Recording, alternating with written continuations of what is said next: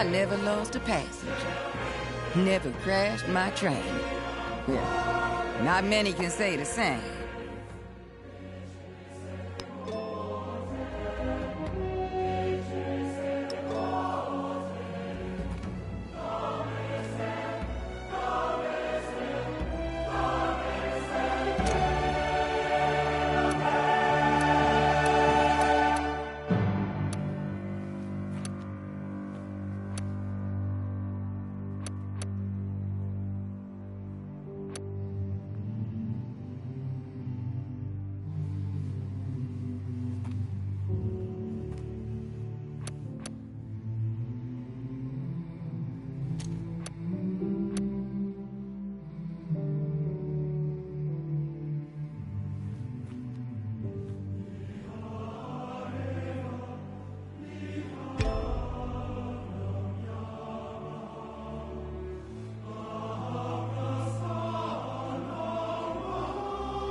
A great dais rises from the earth, heralding a new day.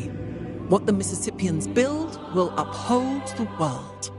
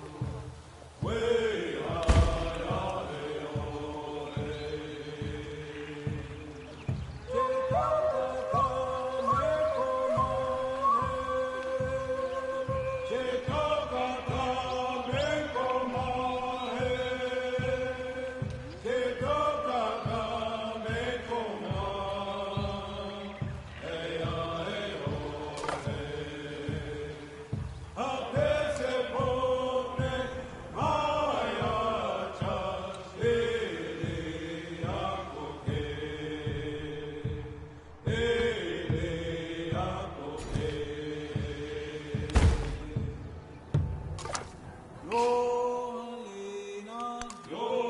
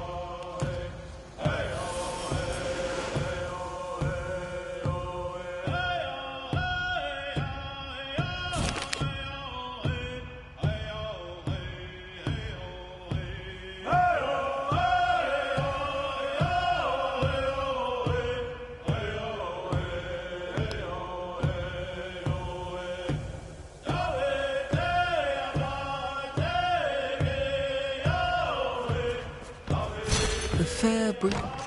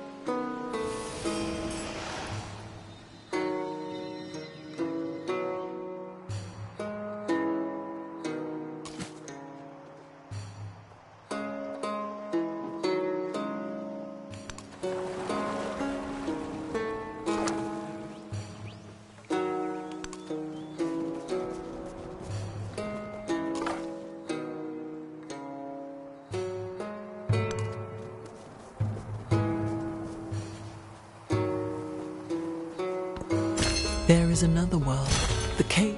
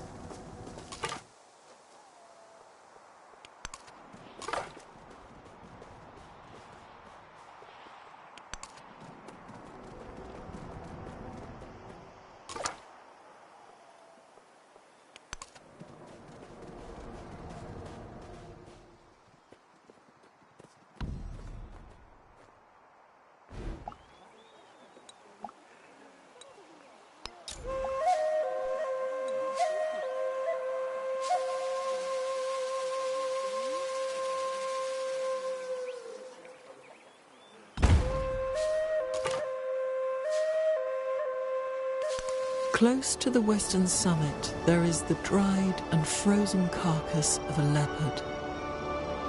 No one has explained what the leopard was seeking at that altitude.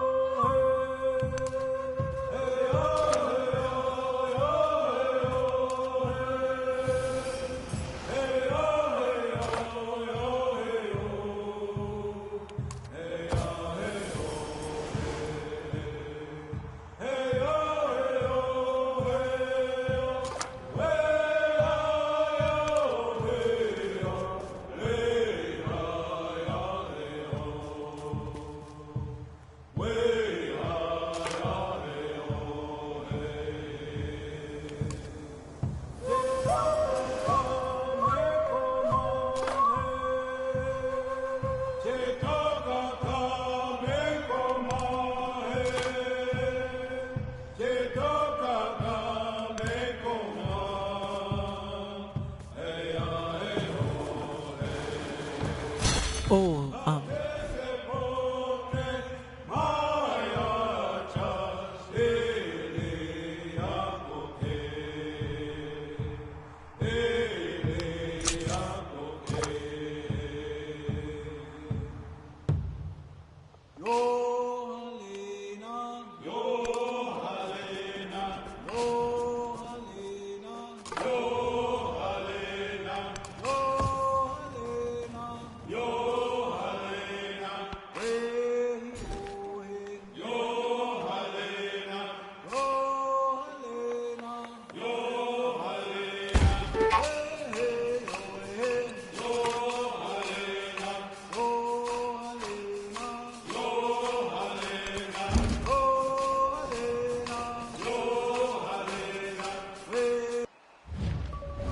Akina newa halakwa yasi pemtheta yetepi kiki pasi pepaki.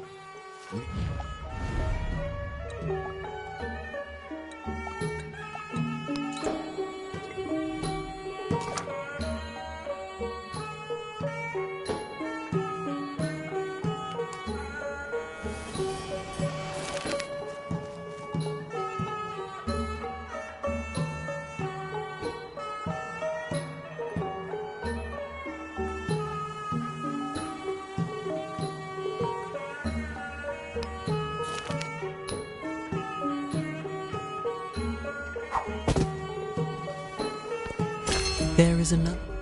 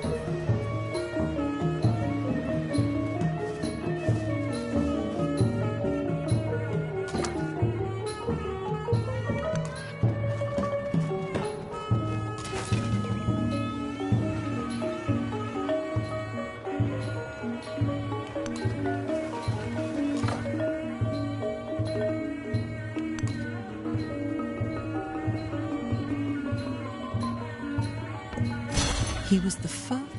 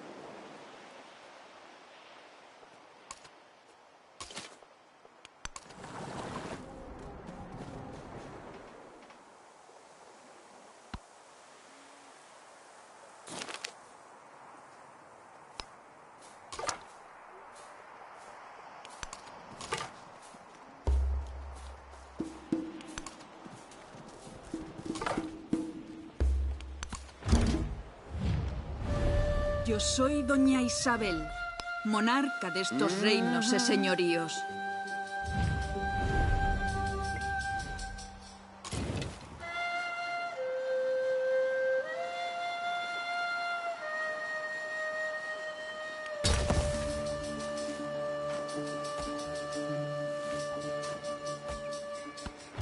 Do nothing.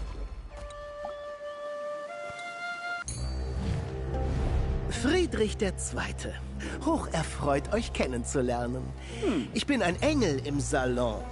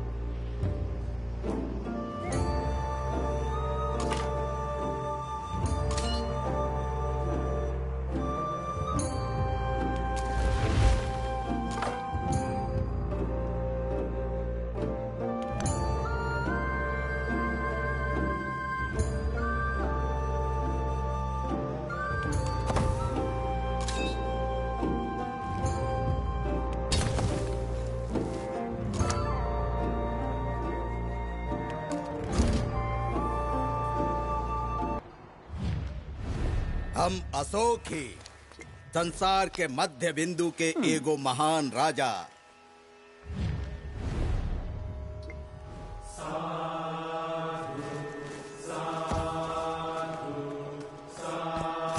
He was the first.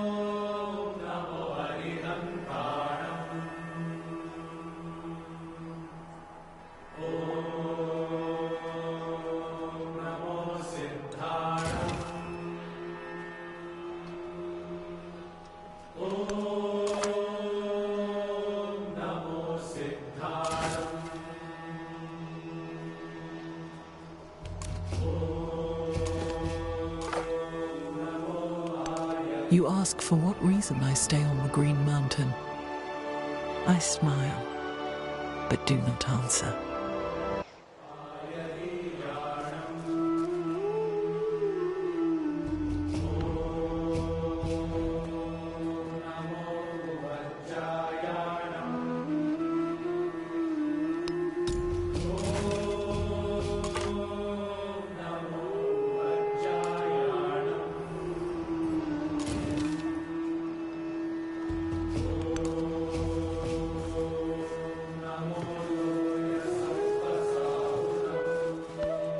Do nothing.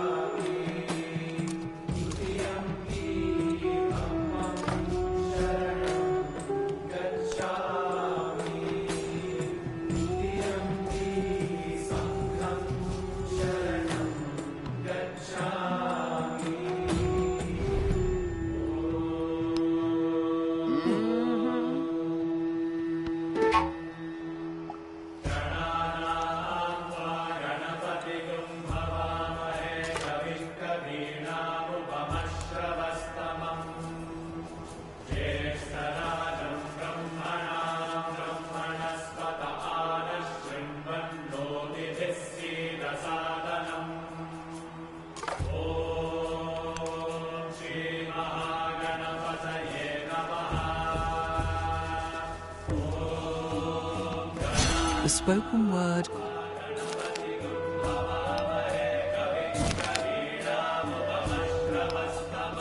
the king's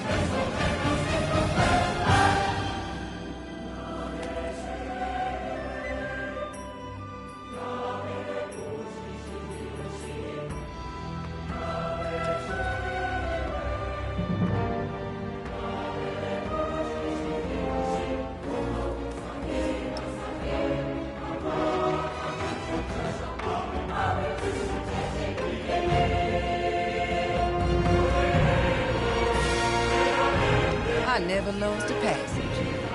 Never crashed my train. Yeah, not many can say the same.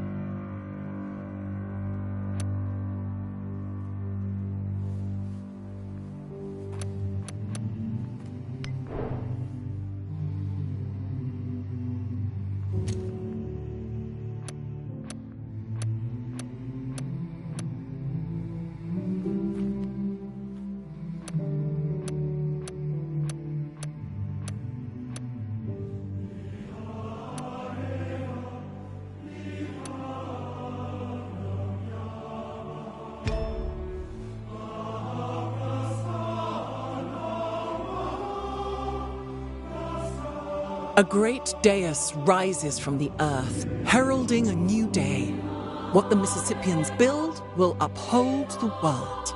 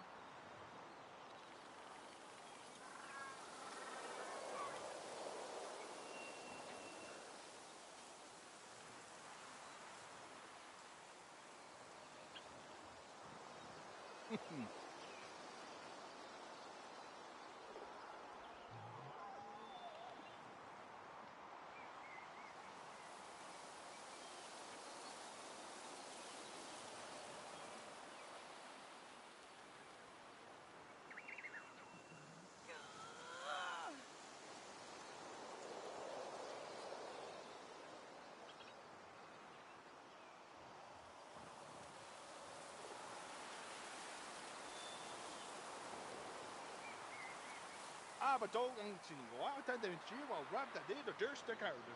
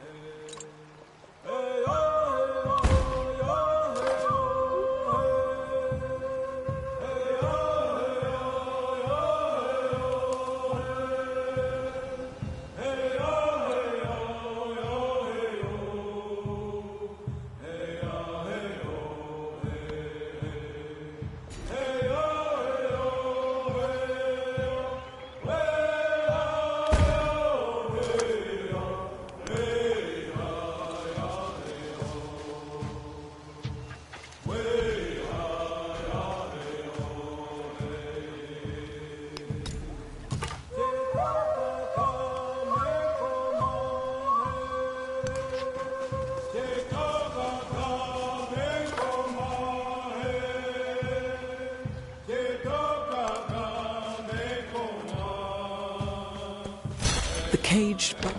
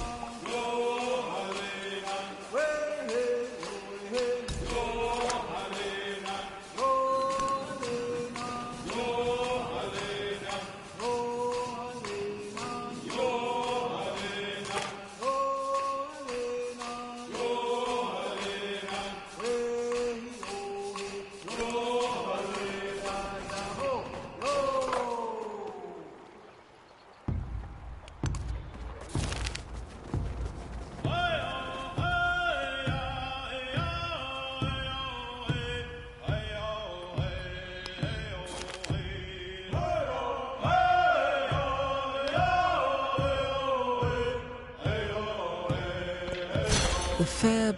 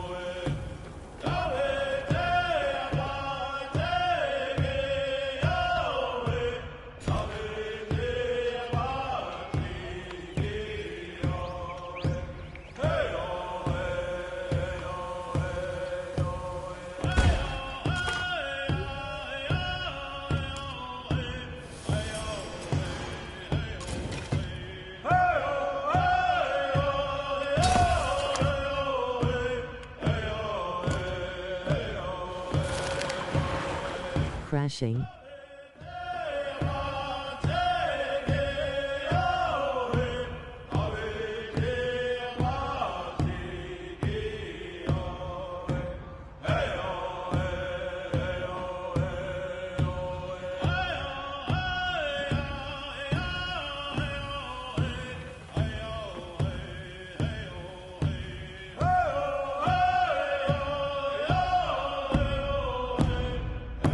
What is your RAM/graphics card?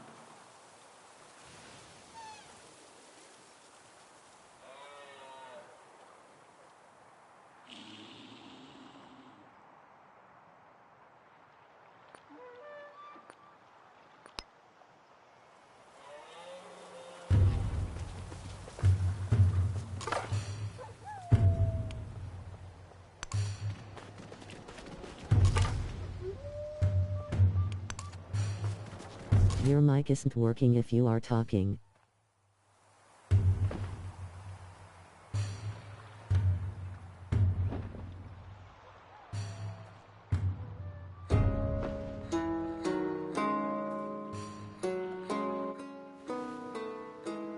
How about now? Don't tell me this whole time my mic has been muted. Um, I'm on PS5. It's been crashing. I haven't been able to make it past like the second age. I don't know what it is that's making it crash, but yeah, I'm on PS5 at Rated least. low. It's a problem. Or a problem for me. It was last night. It crashed at least 3 times.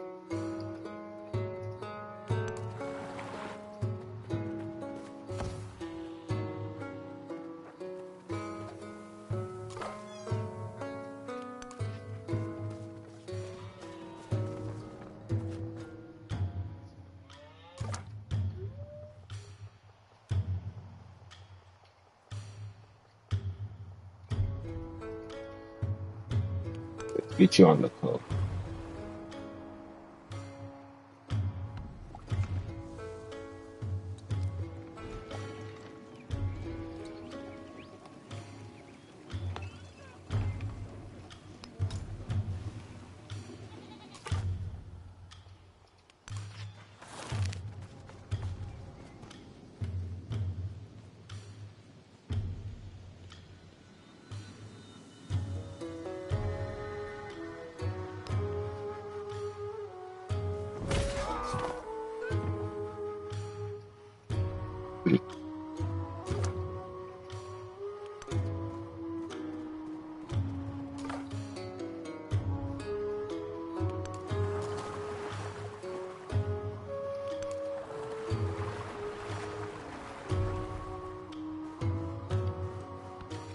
He was the first.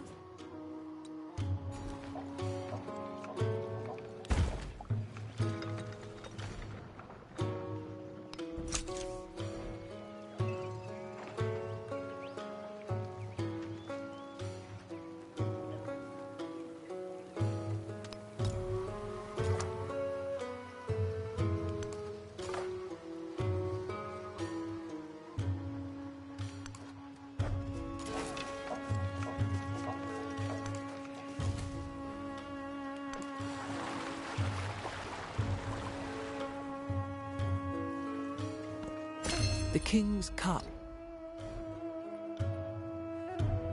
13. That's the longest it's been.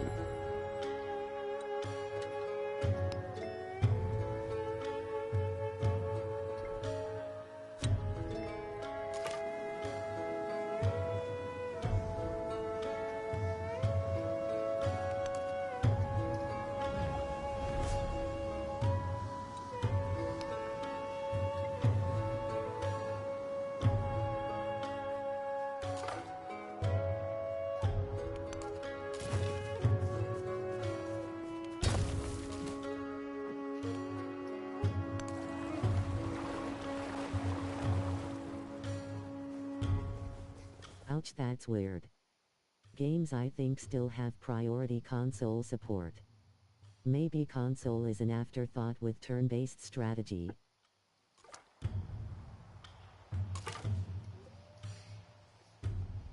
Yeah, I'm not too mad at it, especially since it's a pre-order and it's not actually out until the 11th.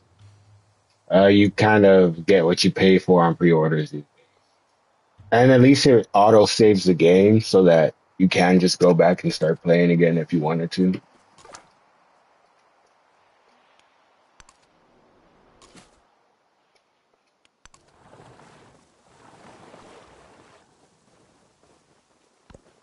Oh,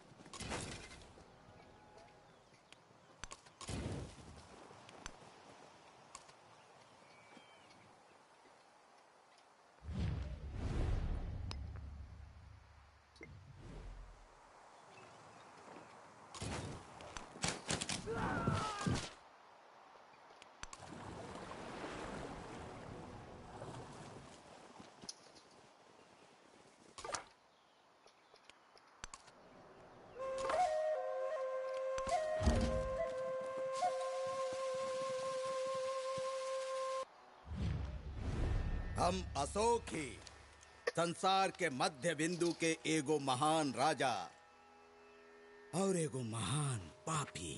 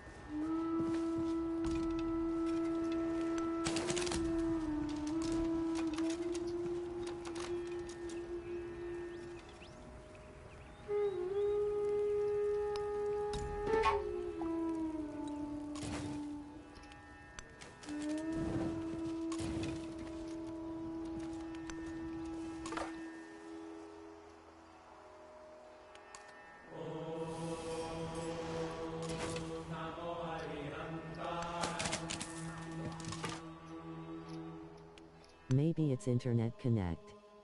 Some games they require you to be online constantly even if it's single player. For security.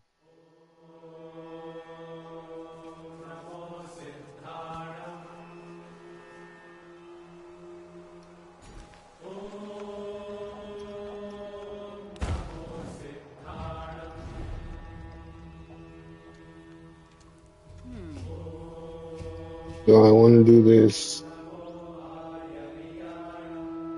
Yeah.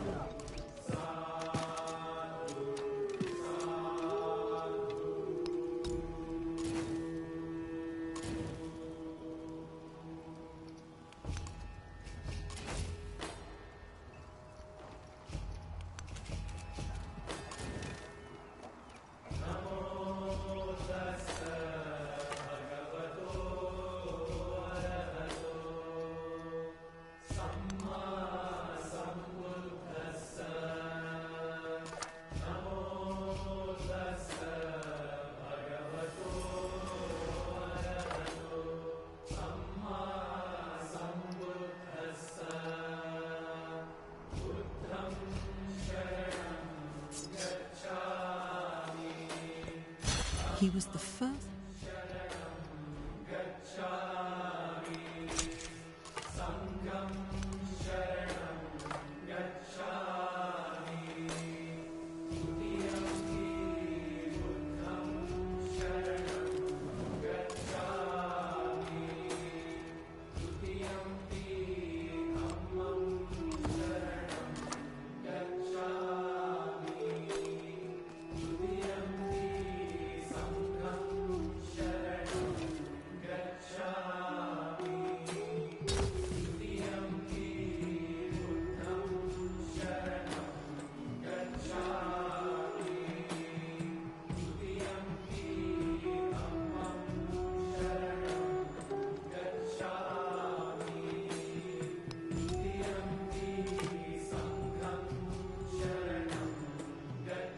Oh man, excellent song. Wow, they playing this because your contact? You are Mississippians? Yeah, I'm Mississippians. That's what I'm running for. Civilization this age. With Harriet Tubman as the leader.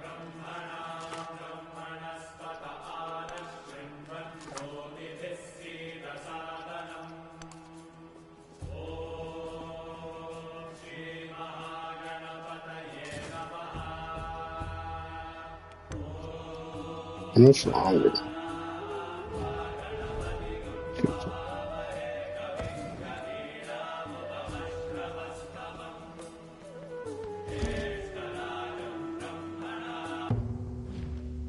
Akina newa halakwa yasi pemtheta yetepi kiki pasi pepaki. Nilahina. Te kamthe. Hina paloe yasi. Why you shows that combo? Just because of how Harriet Tubman stands with the gun on her side. I think that's really funny. And then, but I really like Mississippi's archers and the merchant that they get. It makes it easy to build gold.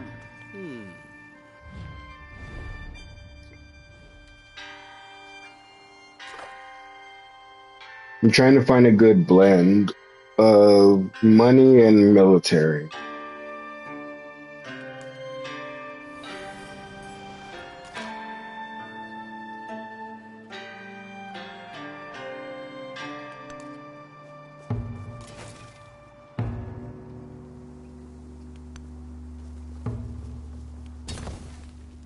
I like Mississippians in humankind. Humankind is good.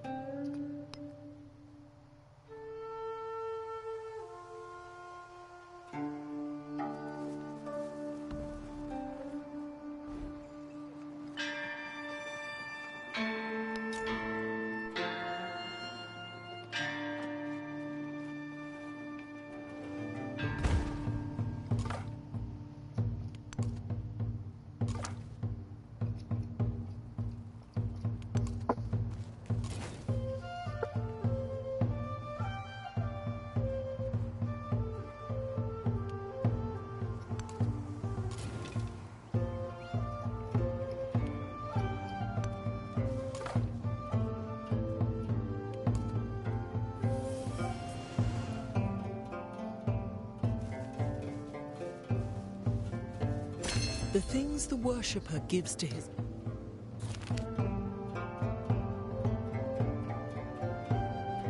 Yes, yes, yes.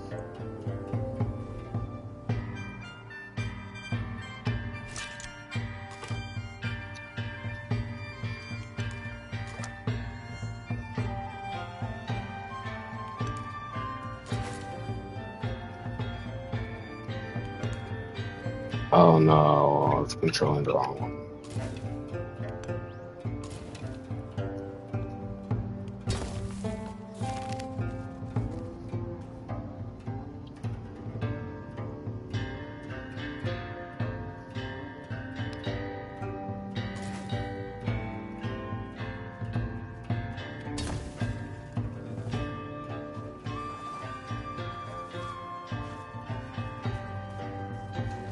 The spoken word conquers all thought, but the written word commands it.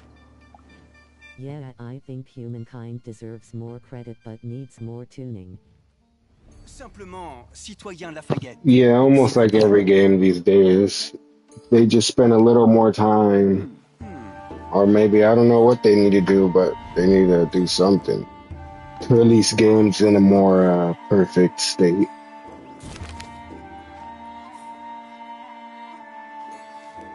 To move.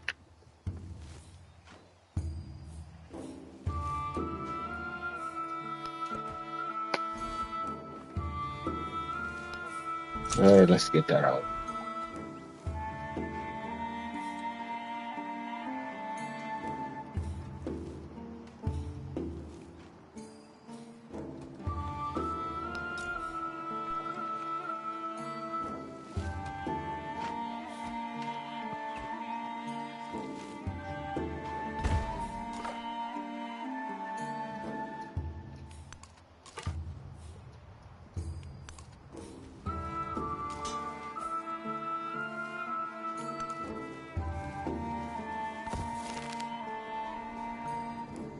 Celebrated diplomat who retreated to a sacred site to copy withering religious. The oratory skills are wasted here, but she refuses to leave these documents to fate.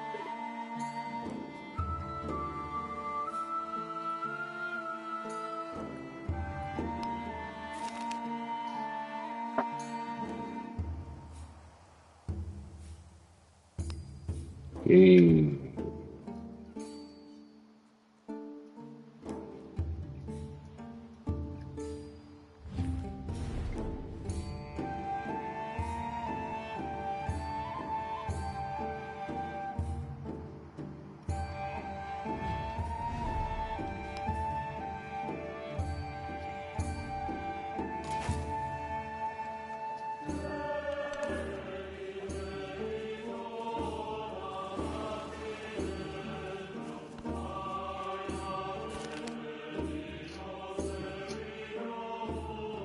yes, yeah. There is another world. No.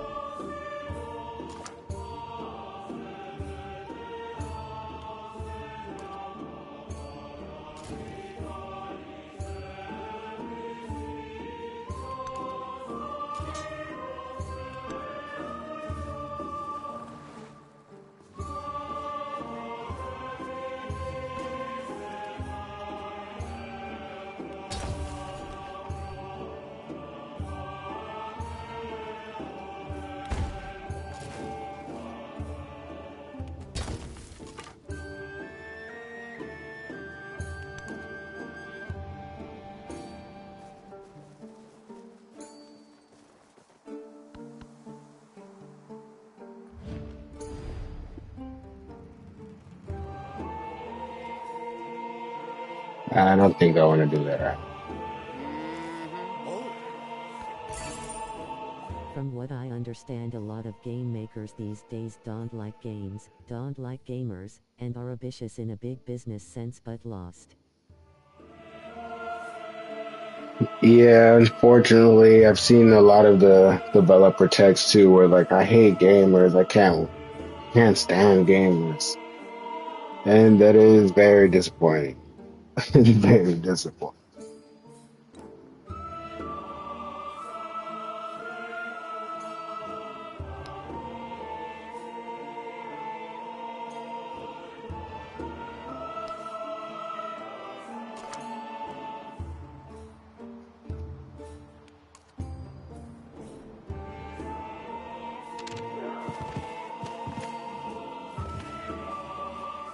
Ooh, Souza, what are you doing? You're going to war with him?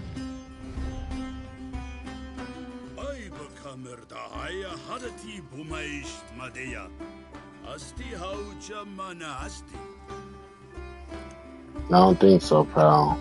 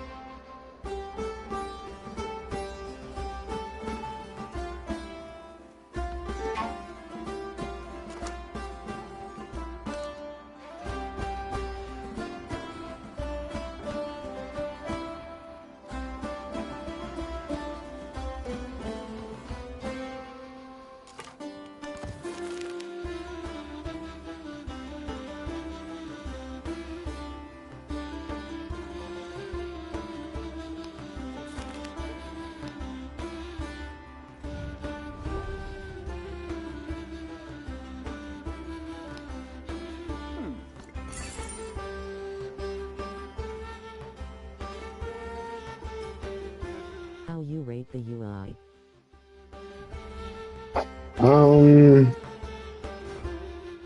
It's not bad. I like it better than 6. I like the darker theme. I don't like the friends menu.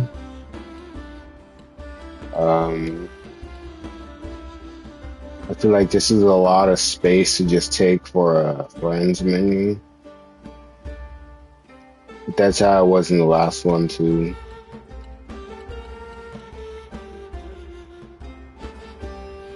I wish it was more customizable.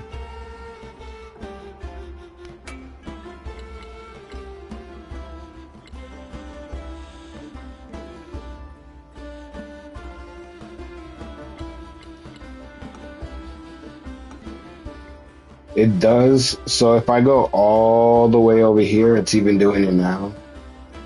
And then I try and go all the way back to my, oh, it was actually pretty clean this time. But sometimes maybe later in the game when there's more troops, it lags a lot more than 6 does. So I think they have some polishing to do on that.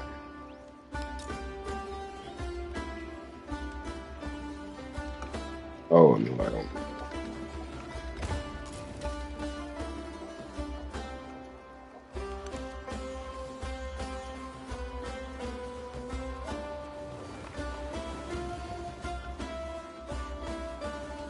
The colors look nice.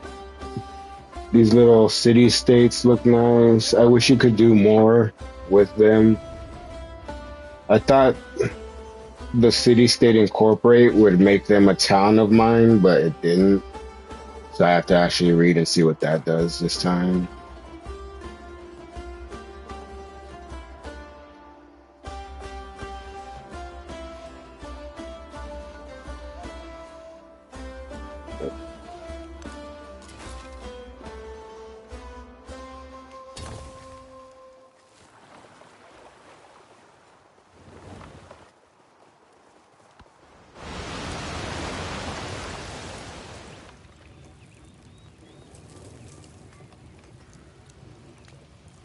Nice.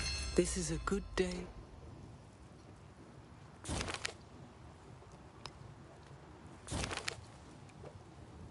A lot of reviews say that they hate the UI. They say it's too mysterious, uninformative. Well, I feel like,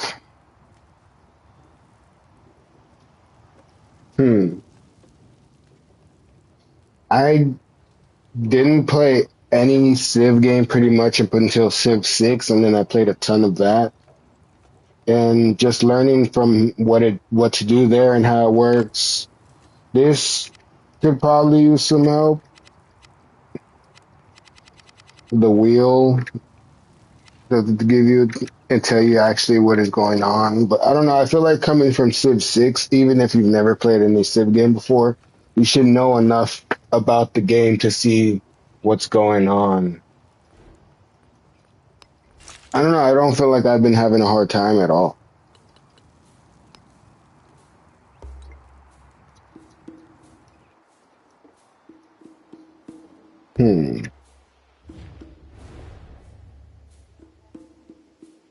Maybe the first time playing it through, yesterday, I didn't know that I had to click on the city to actually go through and do this, and that I had to actually go through and click on the city to actually look on them. I thought there was a way to look in the radio menu and do it. So I was just lost on that. But as you play the game, you kind of realize what they changed. So I don't think, maybe that was a little too rushed. Because even not having those problems, I was playing fine and just taking over. I took over 2 civilizations before my game crashed yesterday. I got rid of Hot Up and somebody else. I forgot who it was. Oh, the Catherine. I had both taken over both their civilizations before my game crashed yesterday, without knowing how to even interact with anybody.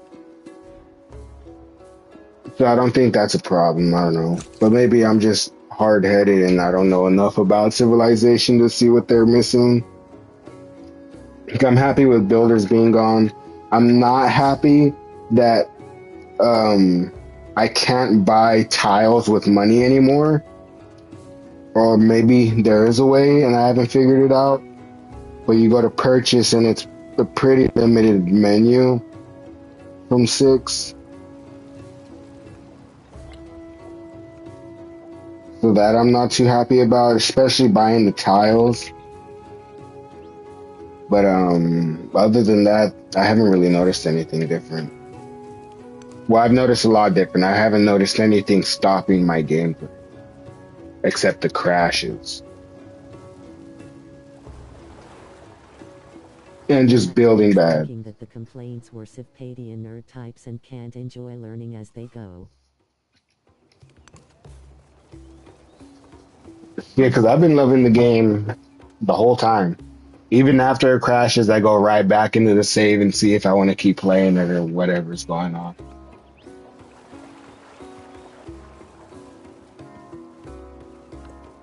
The King's Cup was...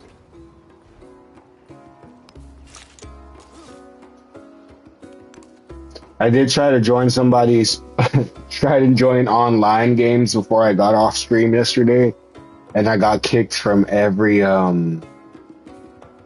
server. So I was like, yeah, I guess that's a good time to call it.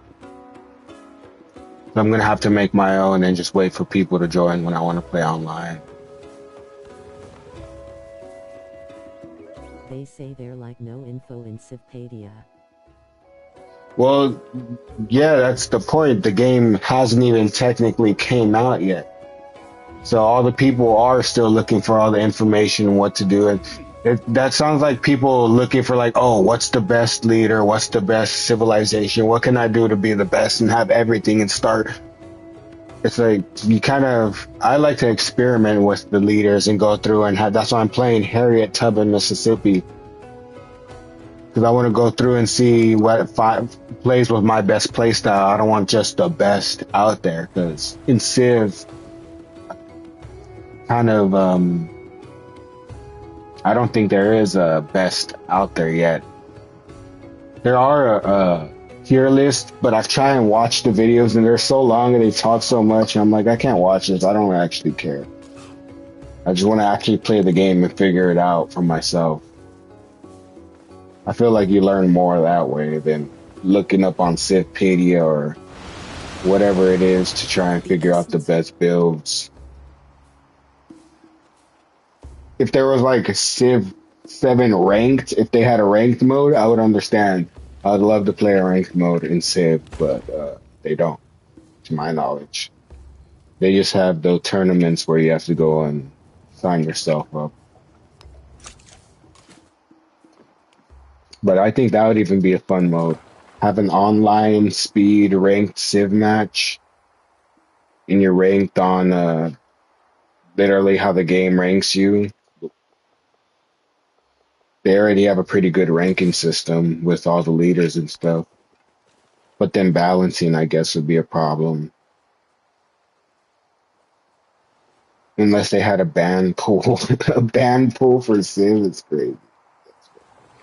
I'm getting too far ahead of myself.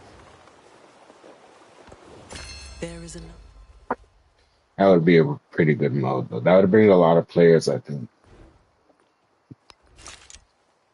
Some kind of rank within the game. And it wasn't just like a sandbox. I don't even know what I'm doing with this guy. Go back. I want to take over. That's not even your mate.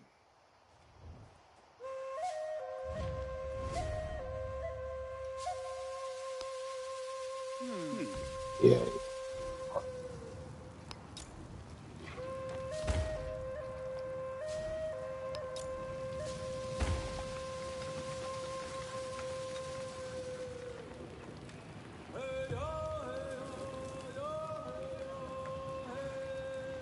That was a waste of I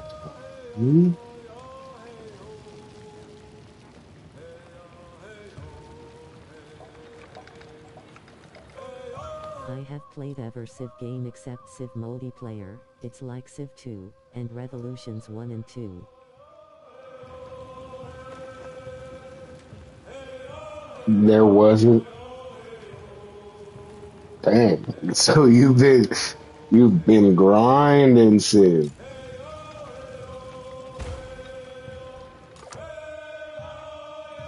Yeah, I wasn't even alive when the first. Well, I probably was. I probably just didn't know Sip was out. At least the first Sip, I probably wasn't alive.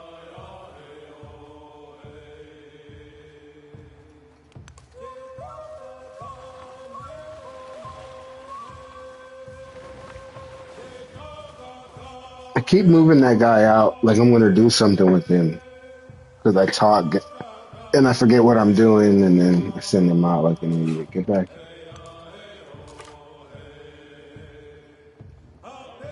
I don't know actually what I want to do.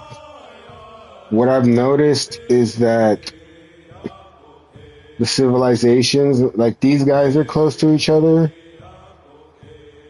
Uh, Ashoka and Tech, they're close. But every game I've spawned into, it's been at least this distance or more. Where's my home?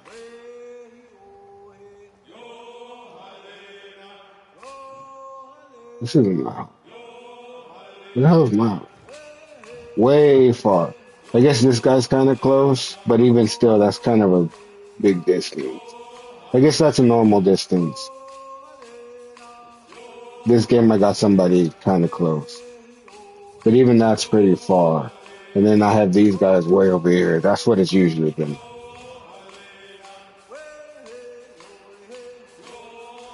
Yeah, Civ 1 I played at middle school probably 1995. Oh yeah, no, I was born 2000.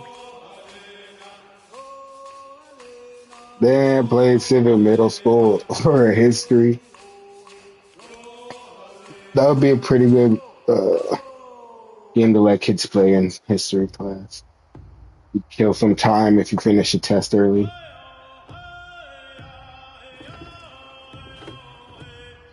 But I don't know. Well, I started playing this maybe like when I was in high school Do nothing which is of no or use. just after high school. Maybe in high school, I think. So in my teen, before 18. But I don't know if I find this appealing when I was young. Well, maybe because I was playing point and click games and Peggle and a bunch of weird computer games. So maybe I just never heard of Civ.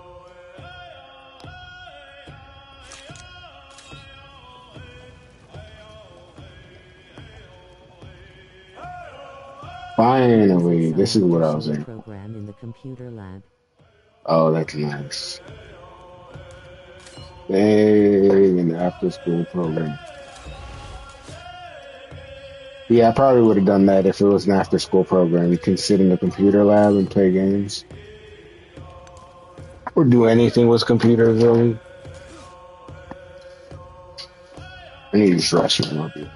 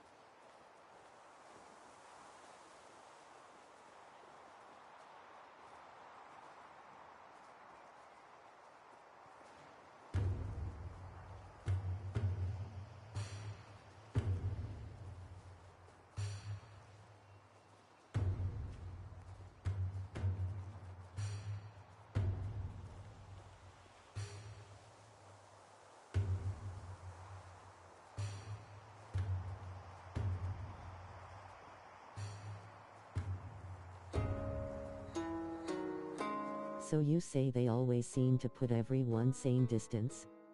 I hope they sometimes still put civs too close occasionally.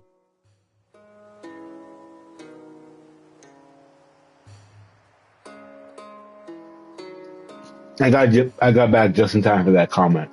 No. Other enemy civs, AI civs, are always super close to each other, but they're always super far from me,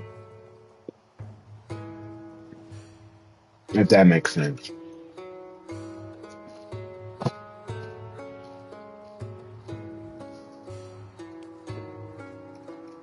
Or I don't know if I read the comment right, but yeah. AI civs are always super close, and then I'm like way off in the distance somewhere.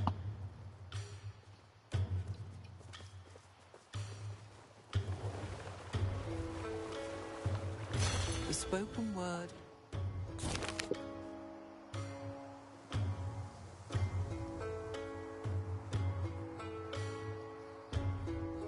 Yo, it's all on my TV.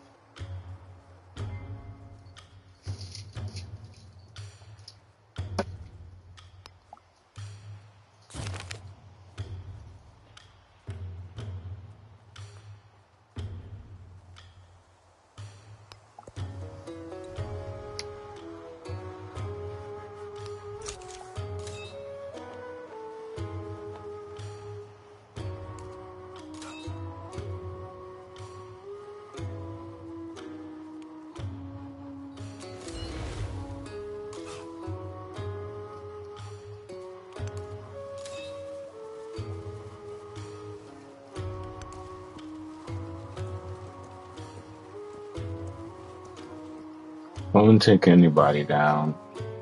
Guess I have to take him down. It's so far.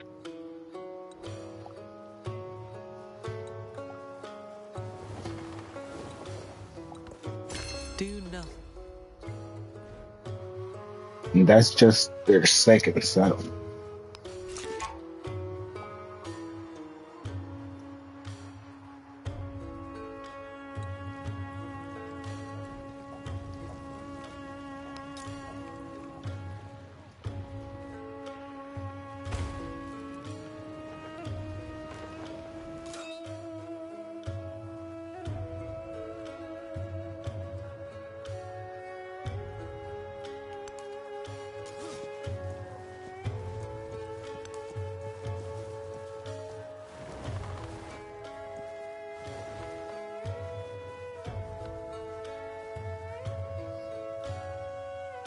Oh wait, you can take rivers now, can't you?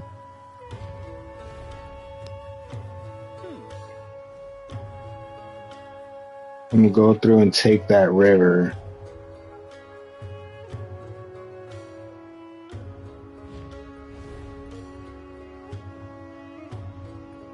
Does it not tell me?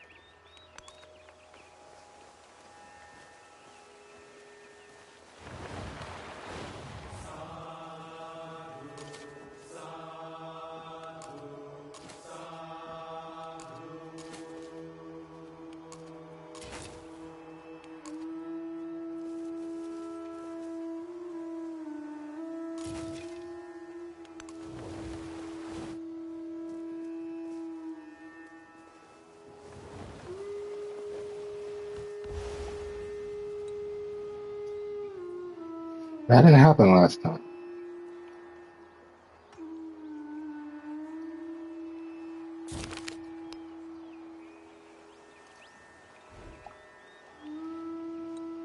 So I guess that is what it does.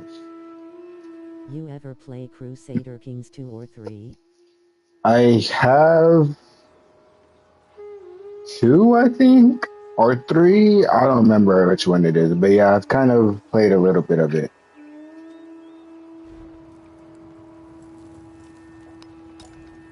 Oh wait, that was 22. Hold on. I thought that said 2 turns. You go there. Actually, I want you to come back, but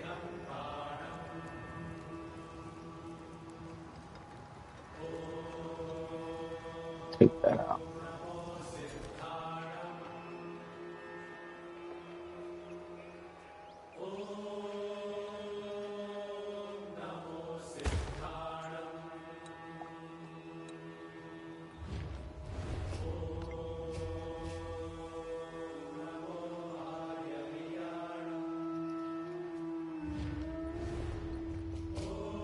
Two has 2D characters, 3 has 3D characters like leaders. 3. 3. The 3D one.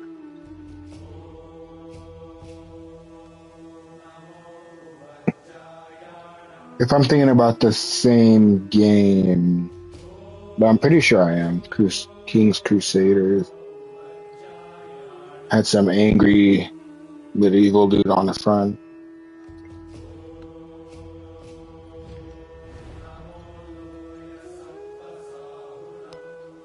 Get out of here. No one likes you. Don't proposition me again. Yo, oh, there was a flood or something that damaged my gun.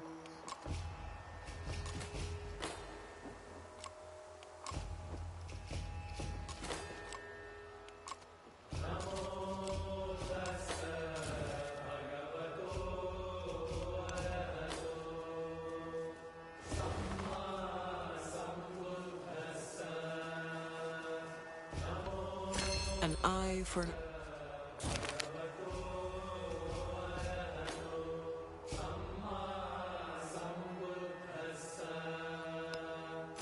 He heard these horrors. It's like a super advanced Civ game mixed with The Sims. Sims, I don't know. I don't think it's the same game then. Maybe it's the like similar name. Maybe it's Crusader Kings or something like that. Maybe it's a different game. Because I think the one I played was not like that.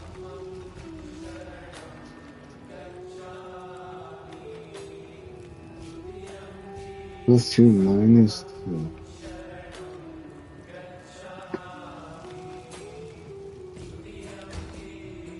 CK3 is my fav game. CK3. Where's my phone? I can just look it up.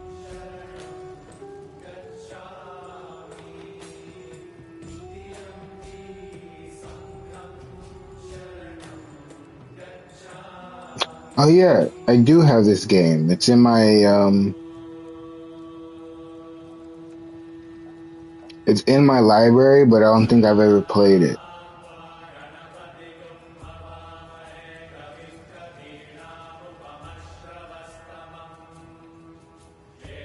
I think I got it free from PlayStation, or it's on PlayStation in its libraries. But yeah, I know that's the guy I was talking about on the cover, the angry medieval dude. I remember seeing him. So I have 3, I just never played it or opened the app.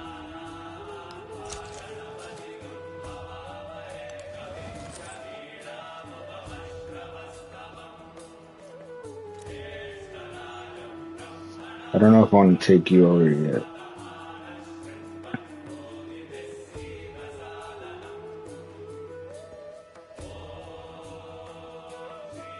It looks like they have better land. Being next to that volcano could be a problem. It's gonna take out at least that much. So let's invade you, and I'll send a trader out this way.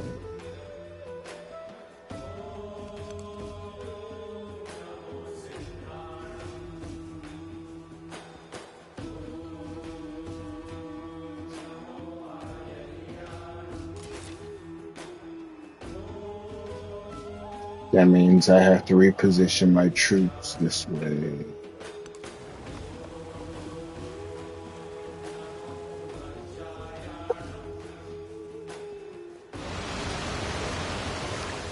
My God, why do I always get flooding rivers?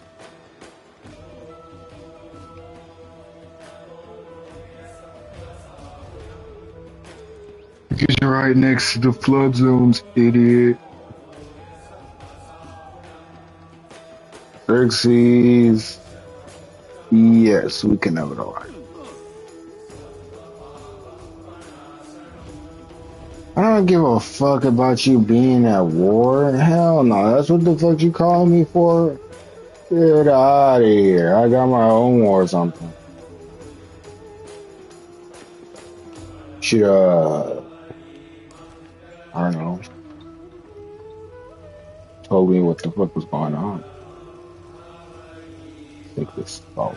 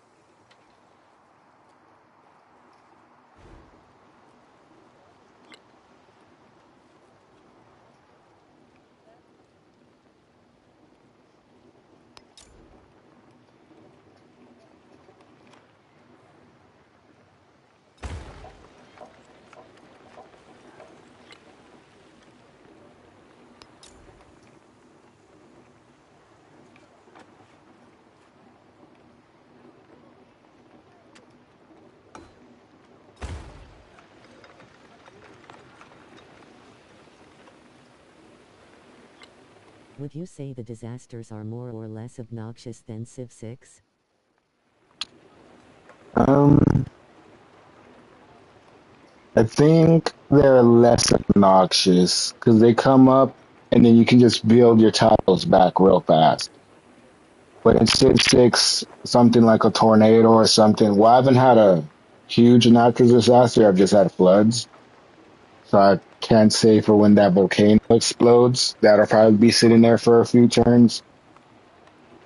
But the the flood natural disaster, at least so far, as soon as it happens, I can just rebuild on the tile and it doesn't affect me for turns over turns and turns.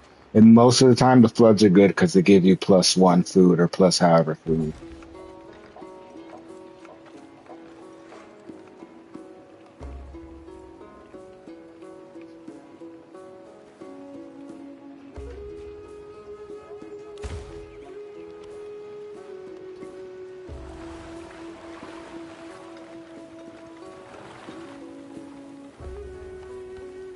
An eye for an eye. When I was young. And the crisis. Yeah, I hear the volcanoes and other disasters aren't as bad.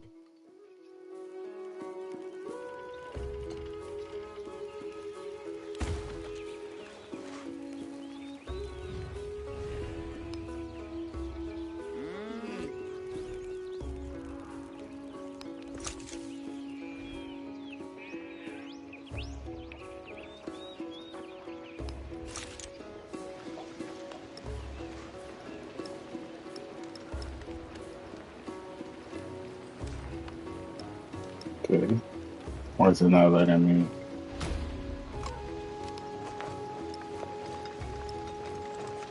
Whatever.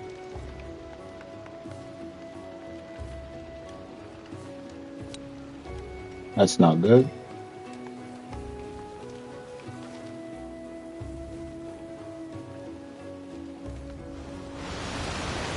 There we go. I was gonna say this earlier too. The floods are pretty freaking frequent though.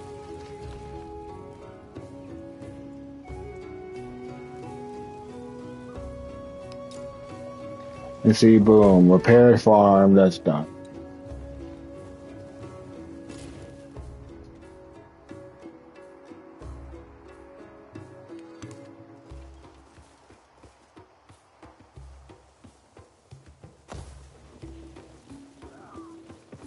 Oh, is this mine too now? Nice.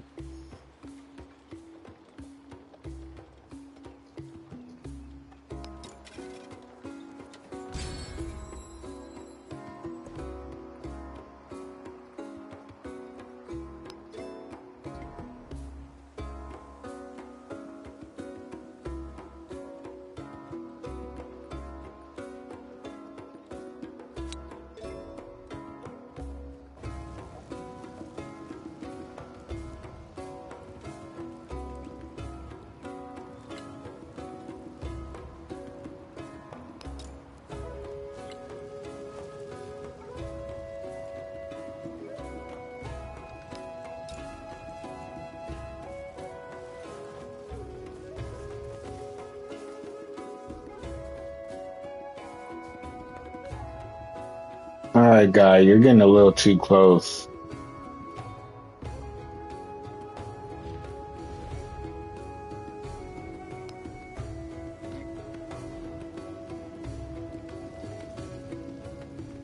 The interactions with each other are pretty nice. I haven't seen any trading yet. I haven't gotten any trade offers, but I think they might have taken that out.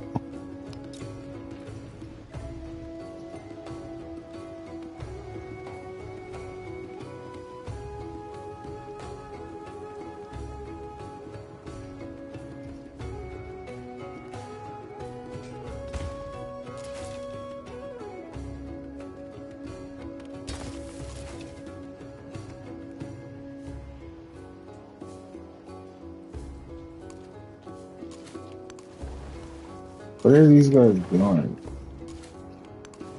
I told them to sleep until healed and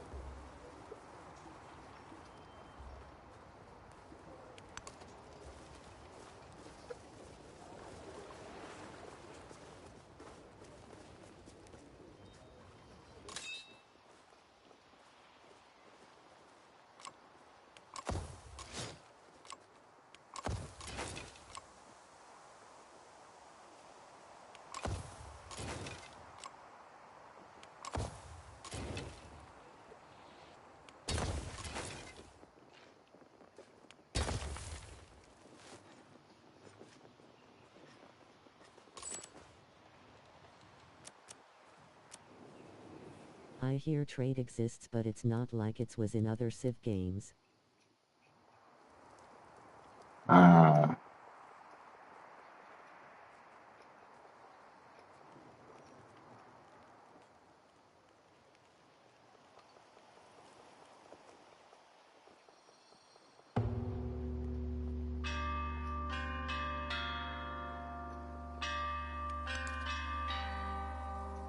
Wait, I already have one there?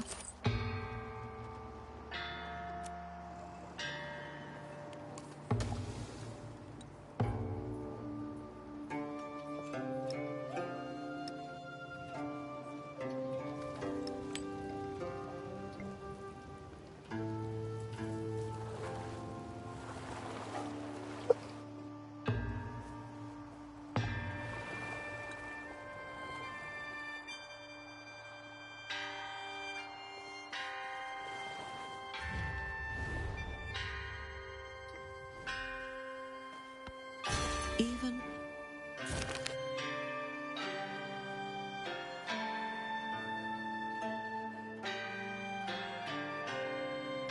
Oh my god.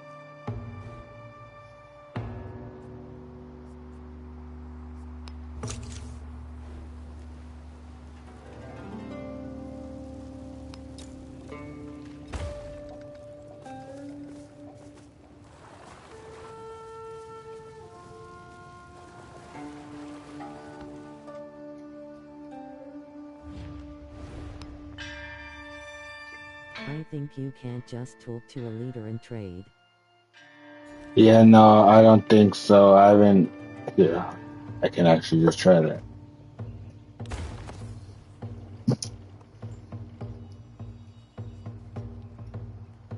You don't like me, never mind.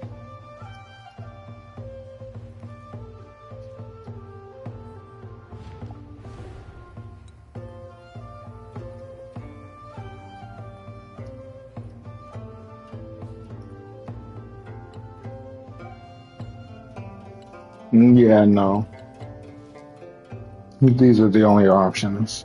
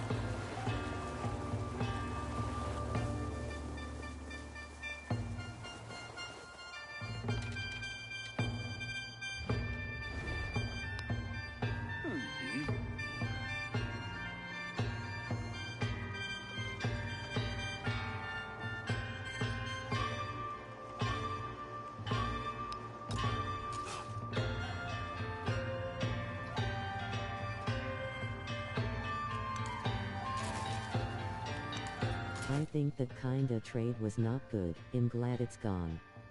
It gives insiders too much advantage. Yeah, it was annoying too, trying to get them to agree to the deals.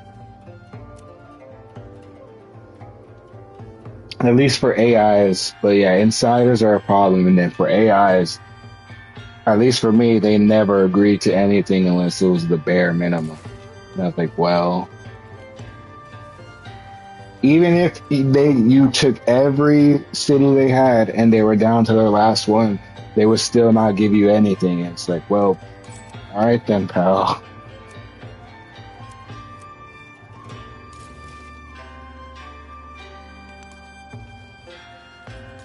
Yeah, indictors will know when they will accept.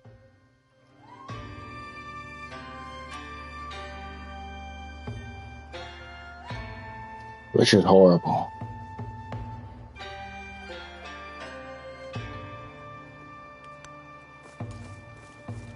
Oh no, what am I doing? I was paying. Oh wait, yeah, that's my trader. I was paying attention.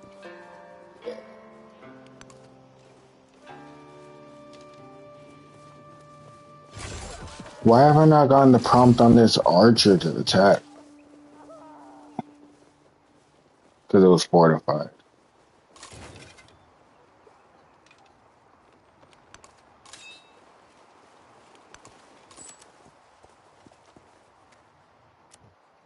Oh, screw that.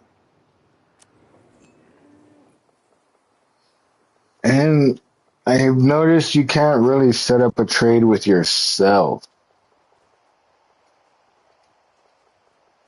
I'm pretty sure in Civ 6 I would be able to send the merchant or whatever to my other city and then establish a trade route between my cities. But now it seems like you can only do it between different leaders. And I want him gone.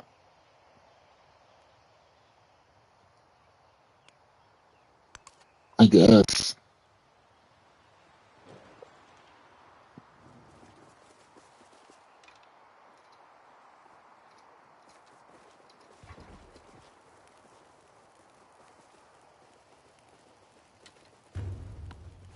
after the... Yeah, there's domestic trade routes in Civ 6.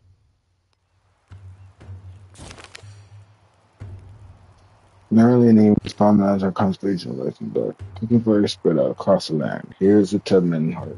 Yeah, beyond the hillside.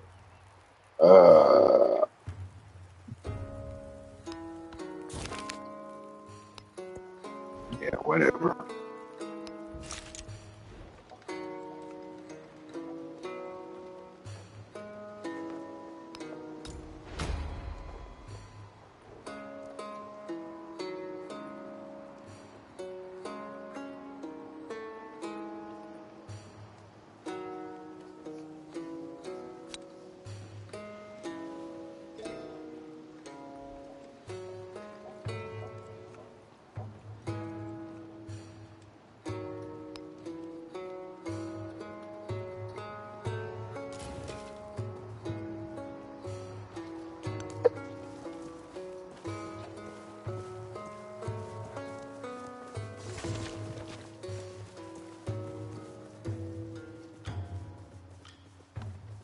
He heard...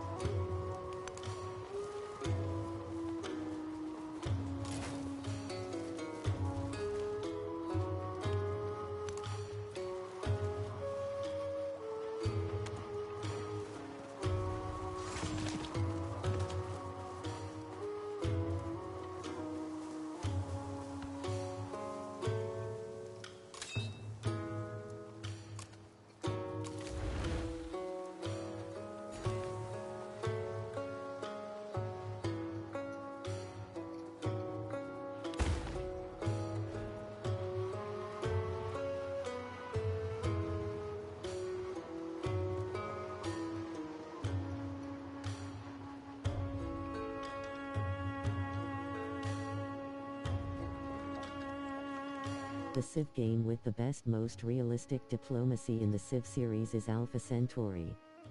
That game was the best base game, and last 7 is Betty. Oh no, 7 seems to be like Civ with training wheels on.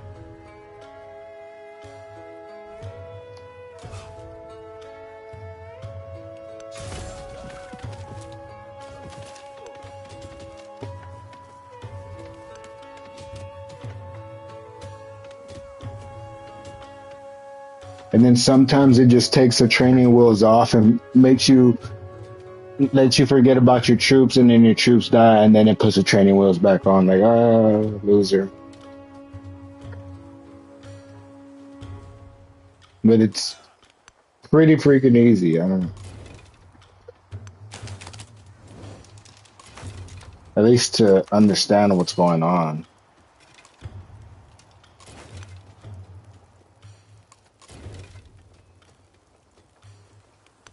Oh, it's too easy. That's what I've been seeing recently.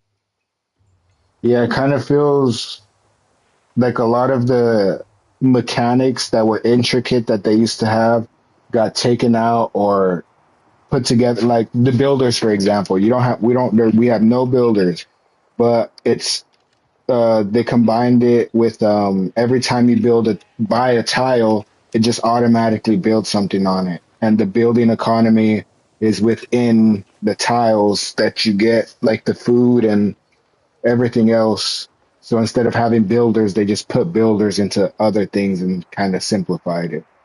And that's kind of what I think they did with everything almost. It kind of seems like. the armies now. Maybe they had that system before, but with the commander being able to pack up all your people into one guy. Same with ships. This radio thing, it doesn't bother you as much about the technologies and civics. It just pops up every 10 turns or however long it takes, and you're like, oh, now I get to choose a new one. They kind of make it hard to see where is it? The actual tree, like, and then you can't go back or actually queue ones. I don't think you can.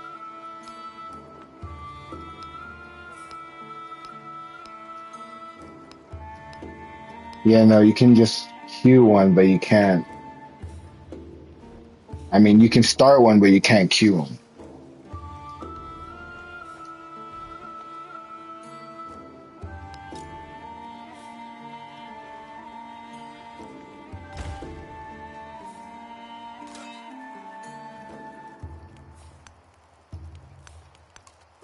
Okay, what's going on?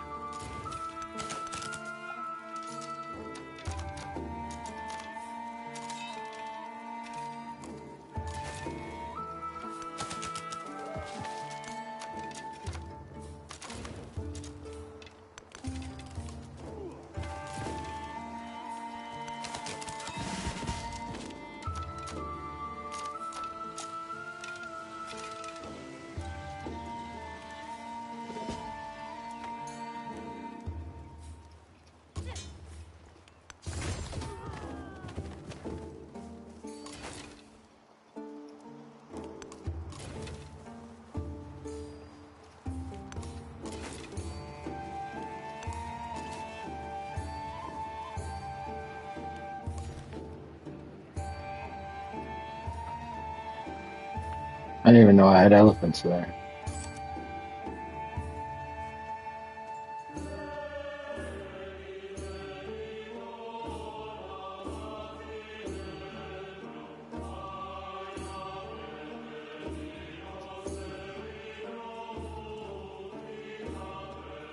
Nobody else wants to trade. That's crazy.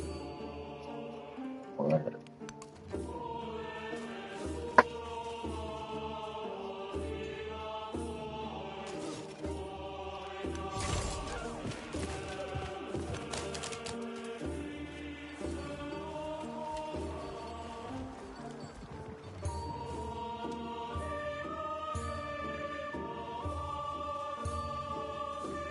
We're gonna have some big problems, Xerxes.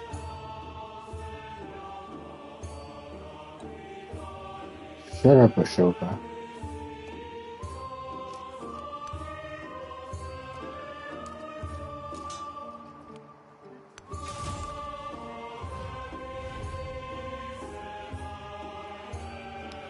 Shut up. Get out of here, crybaby sissy Lola.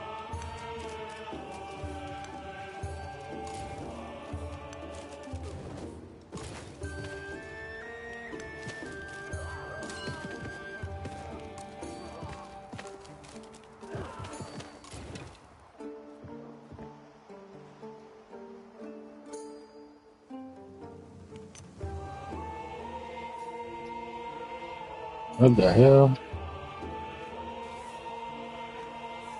Oh, see, that's not something they explained. I can just pack them up from here and put them in the dude over there. I don't even see how that makes sense. But fine.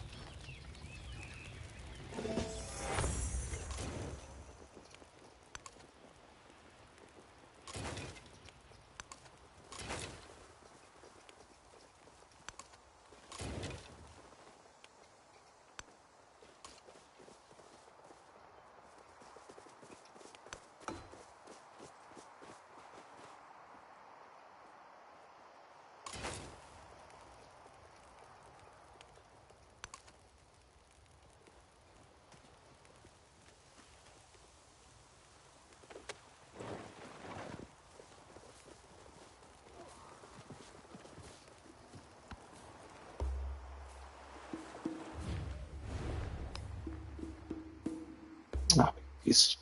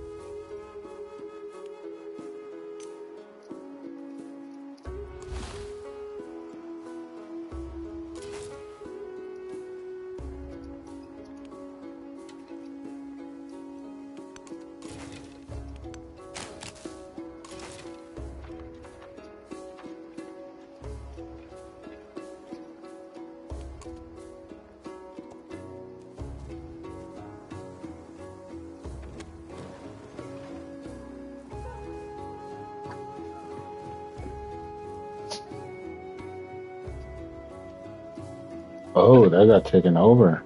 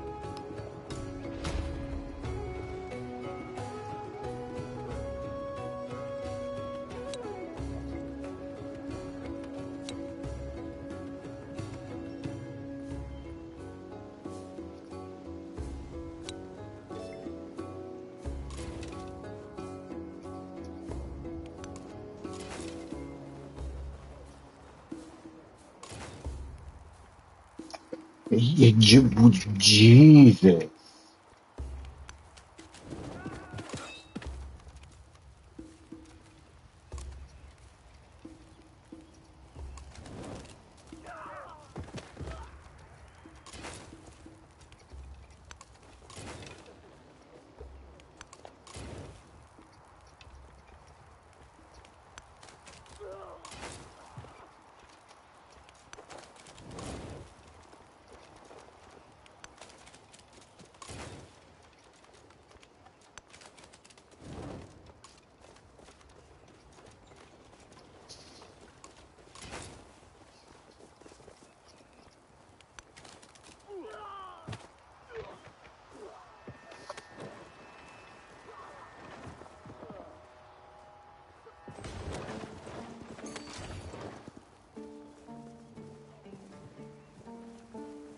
Is this a joke?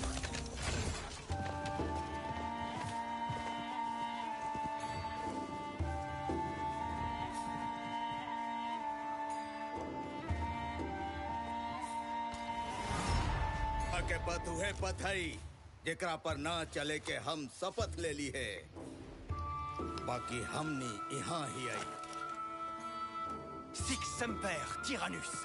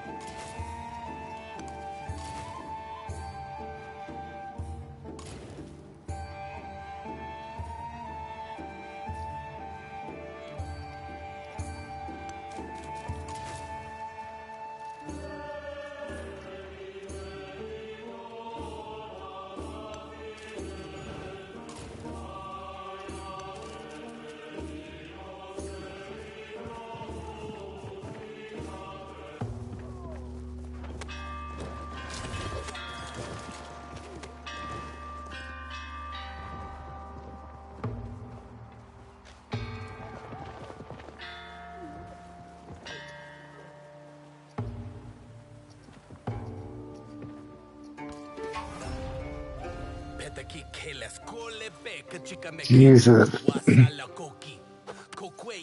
Why does she look so shiny there? What the?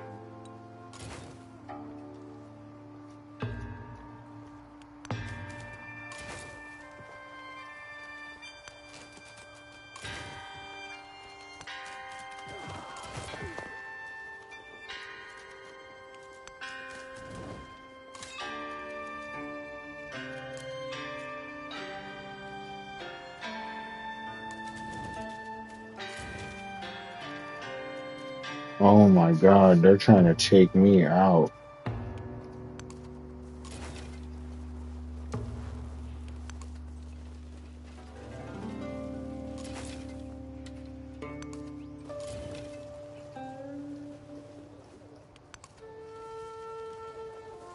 They started a war that they will not be able to finish.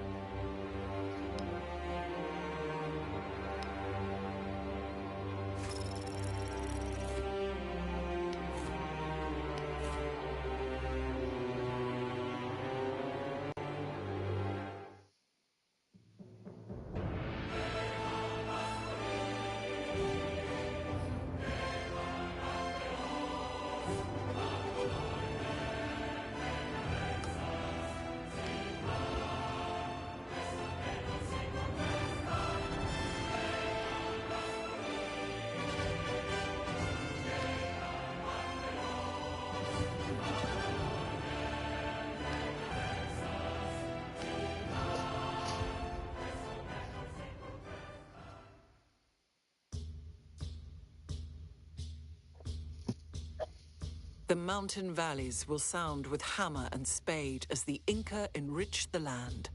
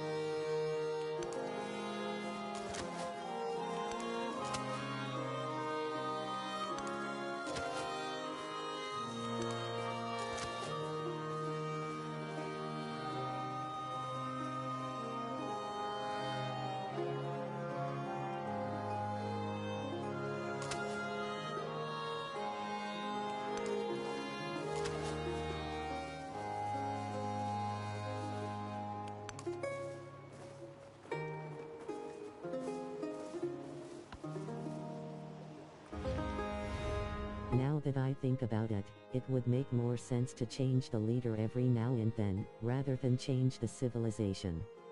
Most civil.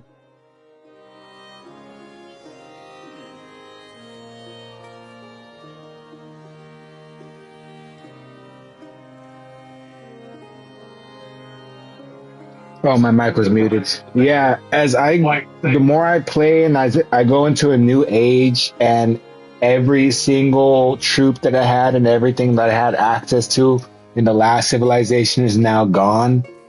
That doesn't feel too good going into a new age. If anything, I wish they stacked so that you could still use the troops, you could still use the buildings, but you get also access to the new civilization buildings. Because it kind of feels like I'm getting set back every time we go into a new age. I like this dark age, this militaristic dark age one though, where it gives me 3 fully stocked commanders.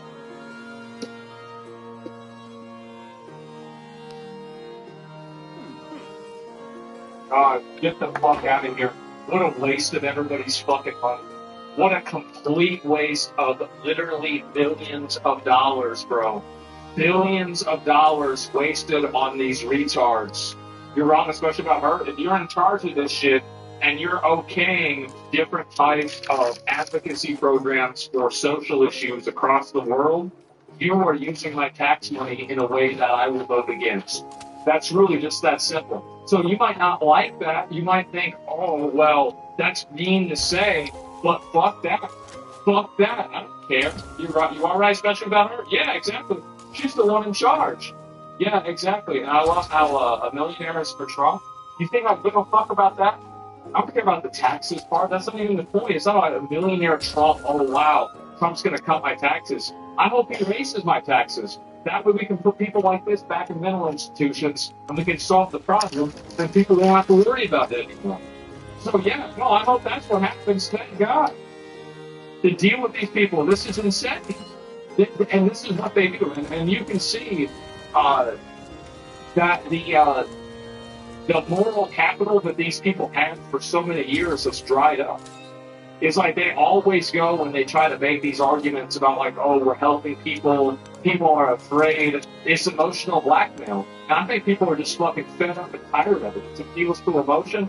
I'm sick of somebody trying to make me feel sorry for them. Suck my fucking dick. I don't care. Get the fuck out of here. It's embarrassing. Yeah, it's so much useless money out of your pocket. You don't even know how to do good things. Exactly, yes. It's totally fucking true, man. Easy to help people when you're using somebody else's money. Exactly, man.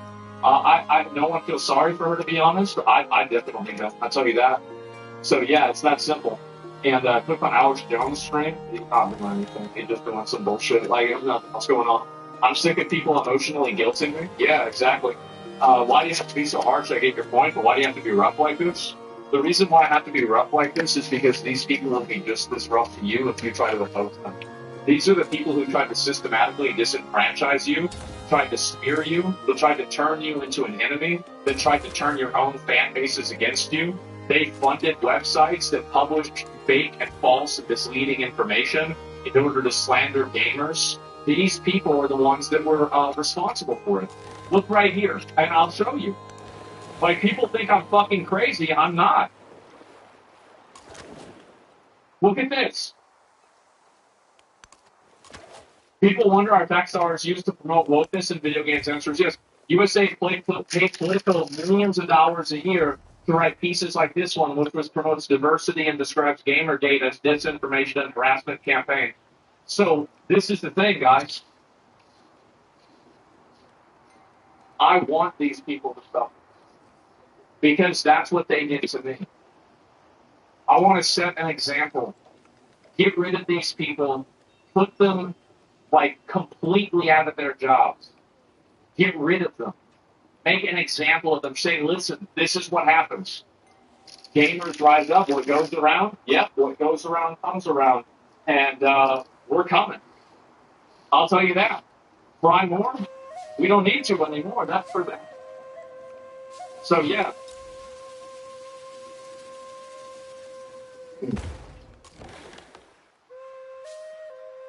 Hold them accountable? Absolutely.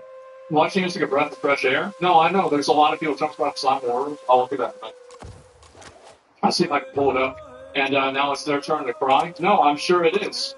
But I'll see if I can watch this and see if anything crazy happens. But I'm not sure if it will. Yeah, nothing yet.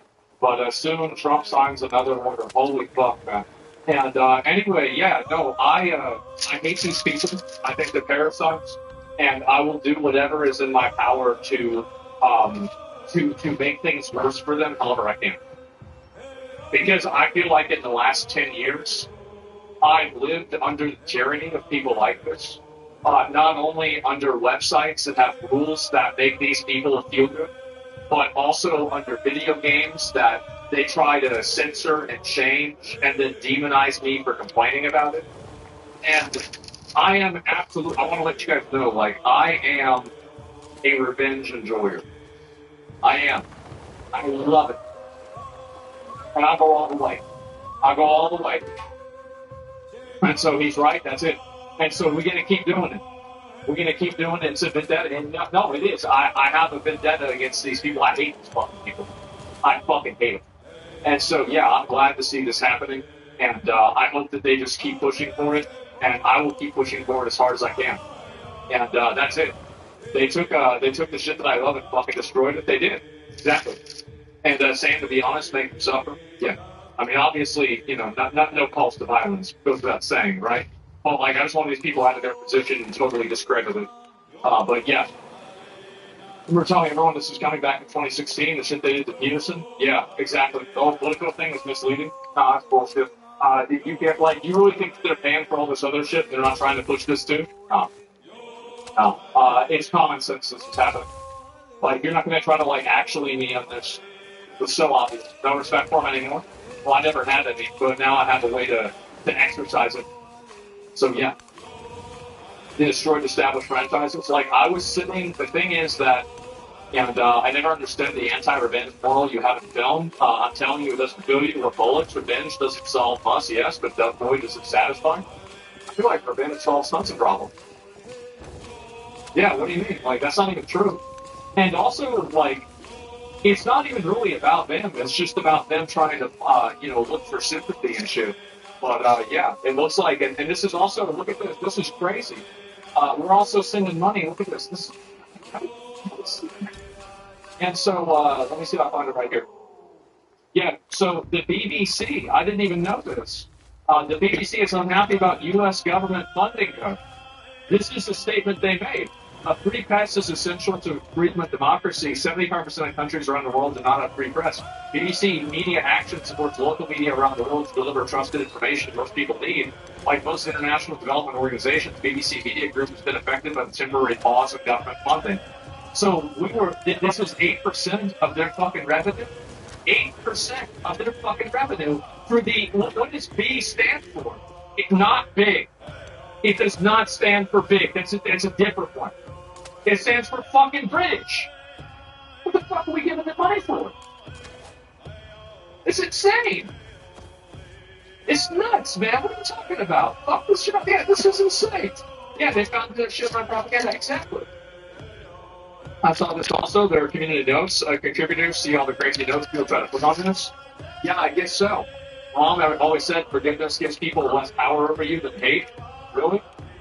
Well, that sounds like somebody that's not able to exercise their hate very well. Here's what kids are saying about this new toy, the zip string. This is probably the coolest toy I've ever seen. The trick showing was cool. It's definitely it's cool and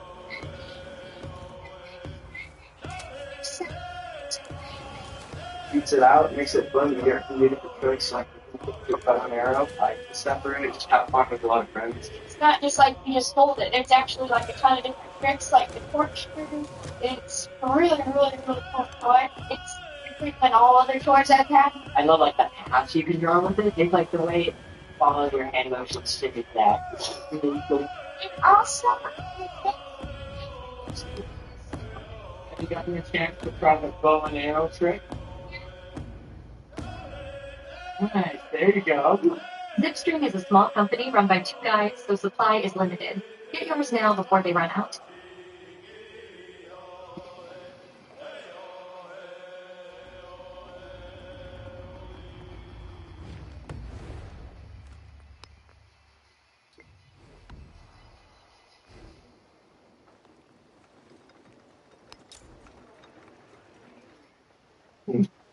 Then y'all fight the Brits to not have to pay taxes? Yes.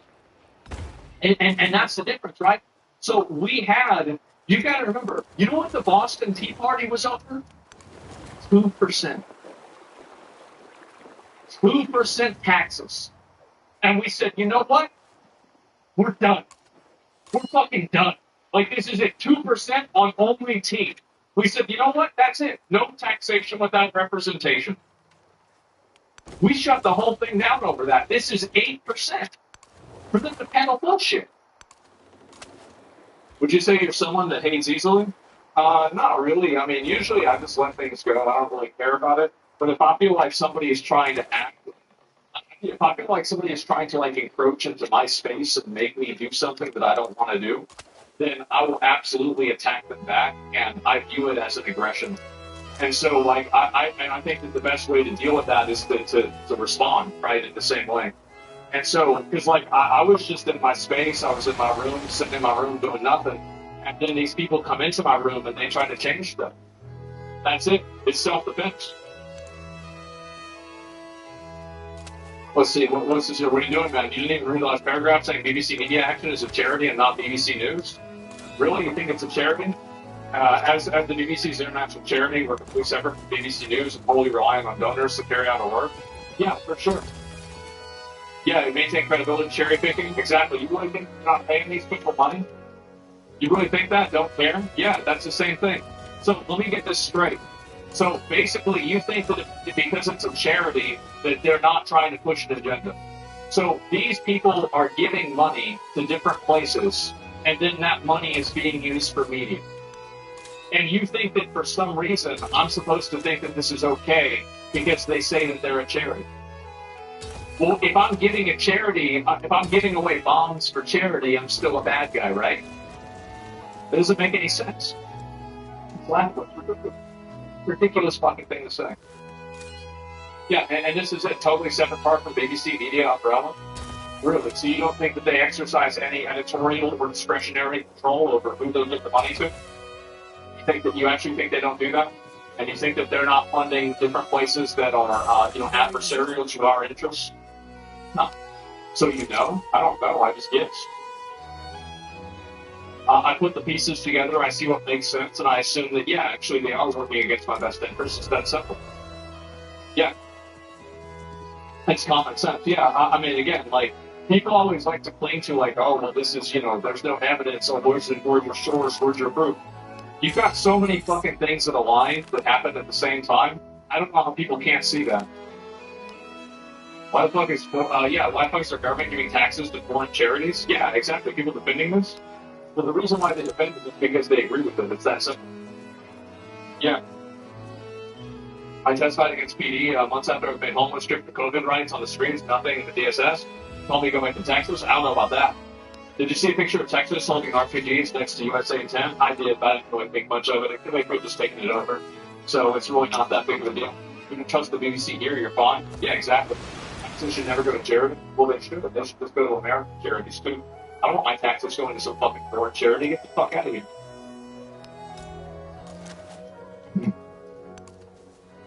I don't trust my charities in general. Yeah, exactly. Especially not the ones that are endowed with the government. So anyway, yeah, it's a question. Why should American taxpayers fund the British Broadcasting Corporation? It's insane. It is. He's completely fucking right. And so this is really the way that I see it, and I'm really glad to see this happen.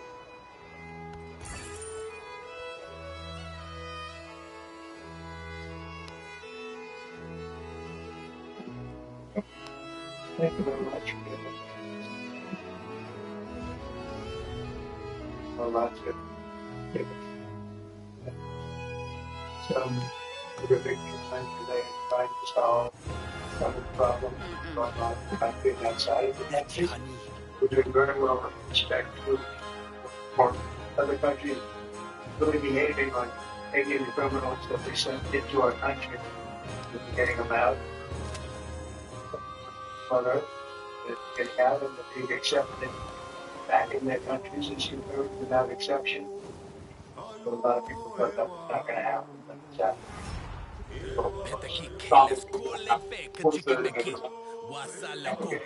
Very dangerous. A lot about that. Very important thing.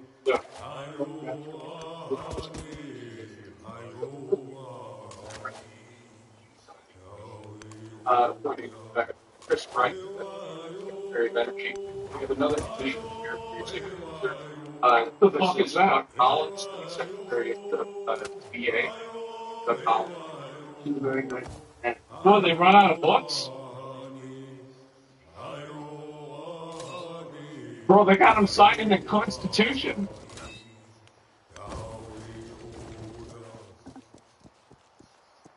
Okay.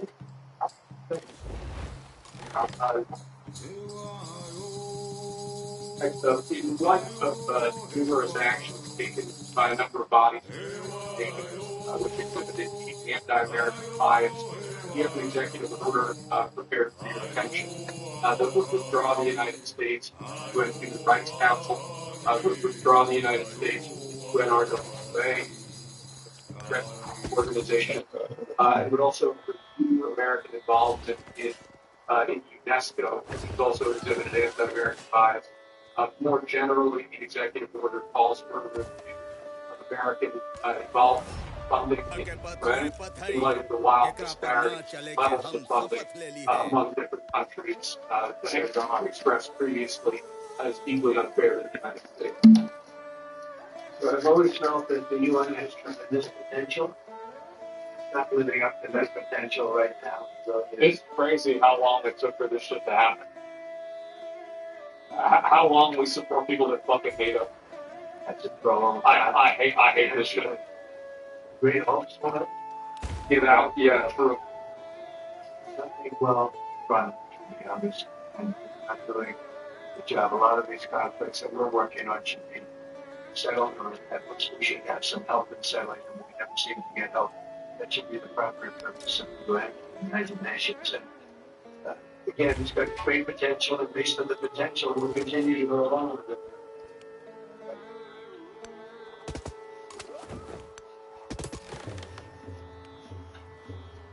What will we need? Well, we have to be fair to countries that deserve fairness. They have some countries, as you know, that are outright very bad and what is preferred. That is, those that do a good job, they have to leave.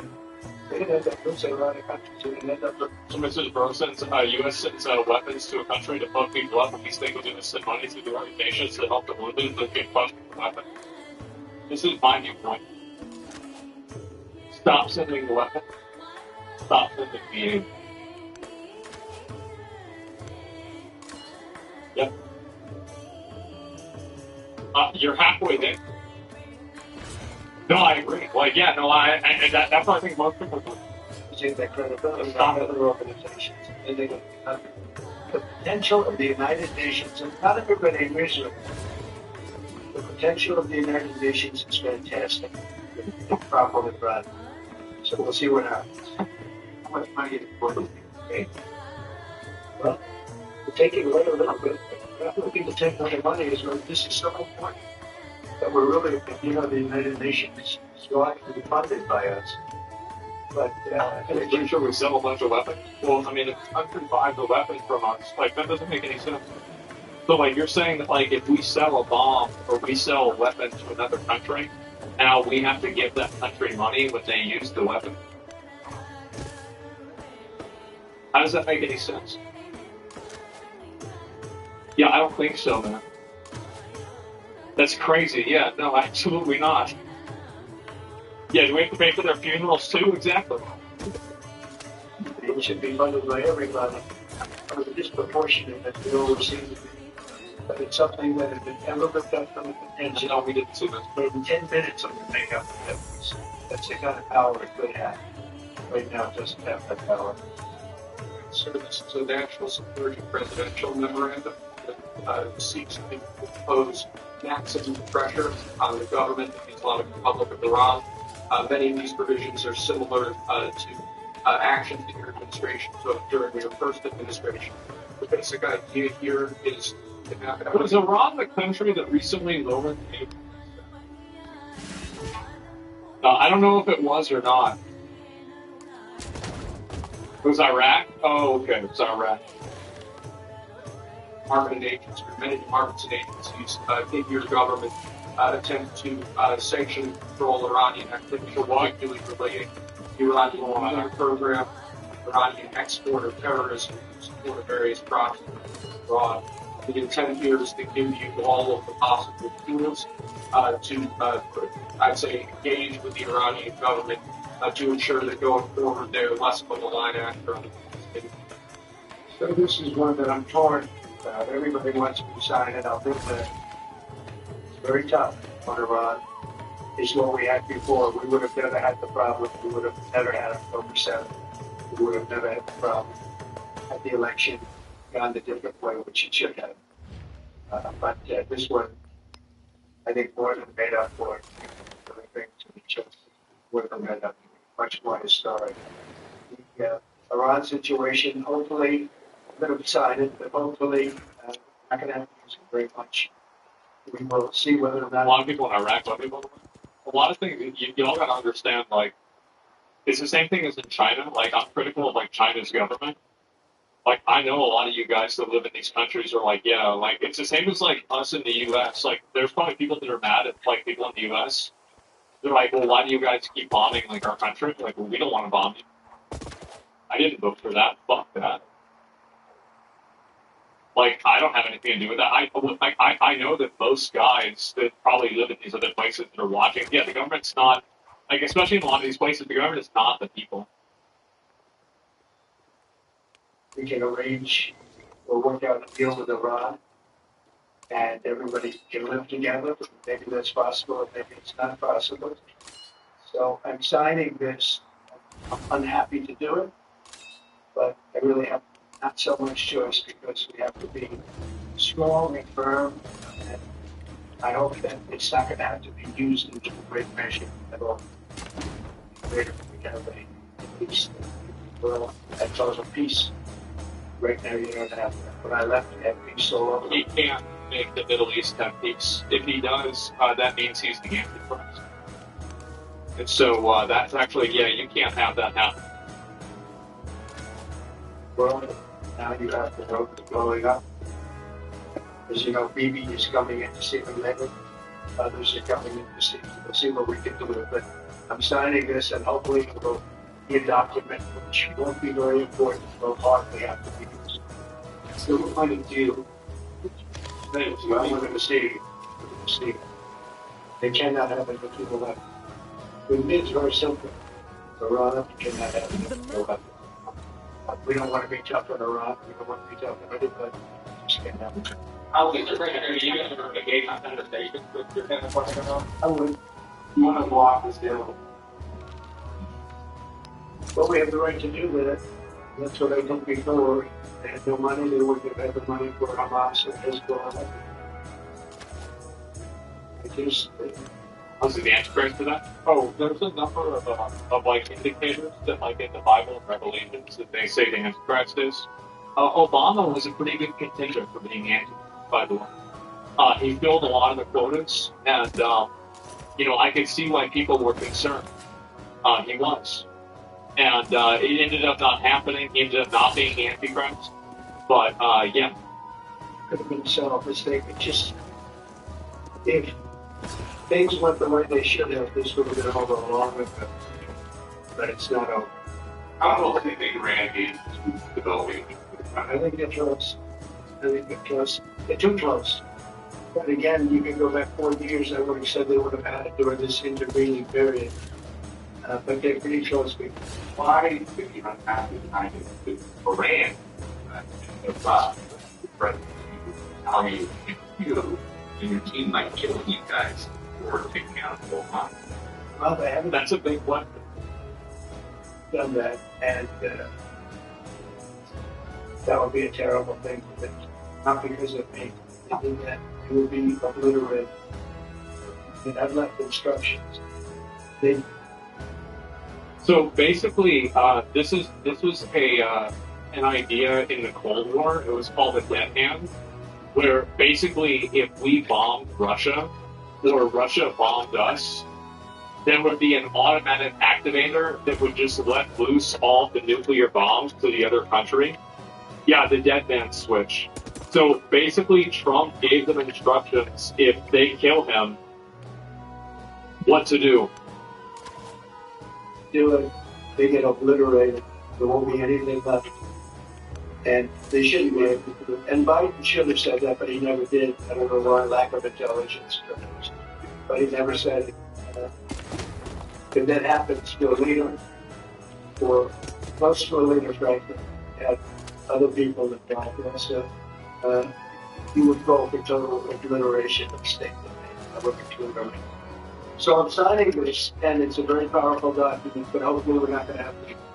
If the Prime Minister today were to ask your help in striking at Iran's nuclear facilities and preventing progress towards a nuclear weapon, would you give him the green light? Would you either to do it itself or for the U.S. to participate? I don't know that that's what he's going to be asking for. I have no idea what he's telling me. We're going to have a pretty long meeting.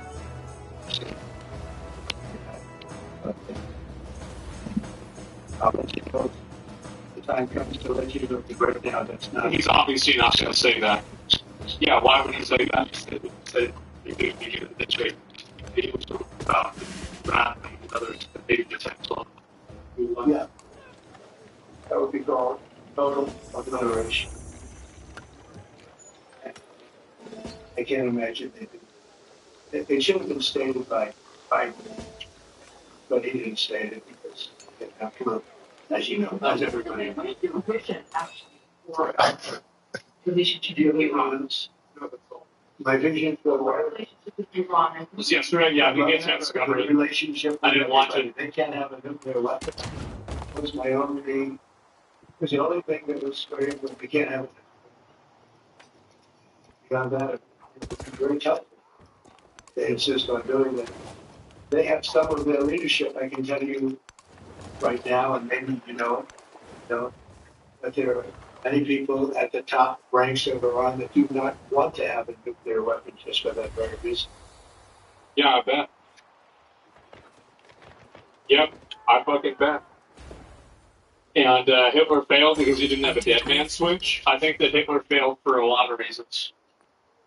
Yeah, that's not one thing, but either way, I feel like that's kind of not a surprise at all, and not a surprise in any capacity. But it's kind of crazy that he's already making plans in case people try to kill him. Yeah, Hitler didn't have any nukes. Yeah, as far as I know, he didn't. I mean, they might have been close. I assume that they were. That's why we got all their people, right? But still, and yeah, Hitler failed because he got too cocky and pushed too far. I mean. My understanding, I'm not like an expert in this, but like I feel like he probably failed because of the aggression against Russia. Like him trying to attack Russia and then doing it in the winter and then like all their people dying. Like, I think that's really what made him lose. Like that was the big one. Yeah, the Russian winter. Like that's a massive one. So and I mean like getting enough done in the I mean they kind of themselves. I mean, that's what Napoleon did the same thing. So it's kind of crazy that he would have made that same mistake, but it's just stupid. He got overextended, with the land lease, the timing in Tigo. Maybe I don't know. Like that's all. That's all I remember. But yeah. In focus, reporters are Tom Homan. Well, Tom, I have so many questions. First of all, if they're shouting and helping these people get away with bullhorn, is that legal? To get help from the people in the streets. I know they can protest. That's not what they're doing. Exactly right. When they come to the cross line of the impeachment, that's why I'm working very close, starting this morning with the Department of Justice on where do they cross that line of impeachment. So they may find themselves in a pair of handcuffs. Is there a way So what will DOJ have to legal guidance on that? I'm not sure. I know what that house is about. I know what cross that line is, but get DOJ. Can't even see. We're not going to tolerate it anymore. This is not a game. When we show these in a site, this is a dangerous job in the men of ICE and all the DOJ agencies. to have that type of interference puts an officer at great risk. Not only the officers, it was a great risk. Anything can happen. Yeah, this is the You part that take we your saw. eyes off the ball here. So we're addressing that meeting today. I'm addressing OPSEC today. Operational security, how we should have Well, it's people that are actively trying to make it harder for the police to do their job because they think that the police are bad or something. We've already identified how this operation got late. I'll deal with that today. Interesting. It's all about Does Dr. Bill count? Yeah. I try to be transparent. I promise American people it's not illegal. Yeah, it is. But it's obvious. We can't have all these different news outlets out there with us on various grades. We're losing grades. But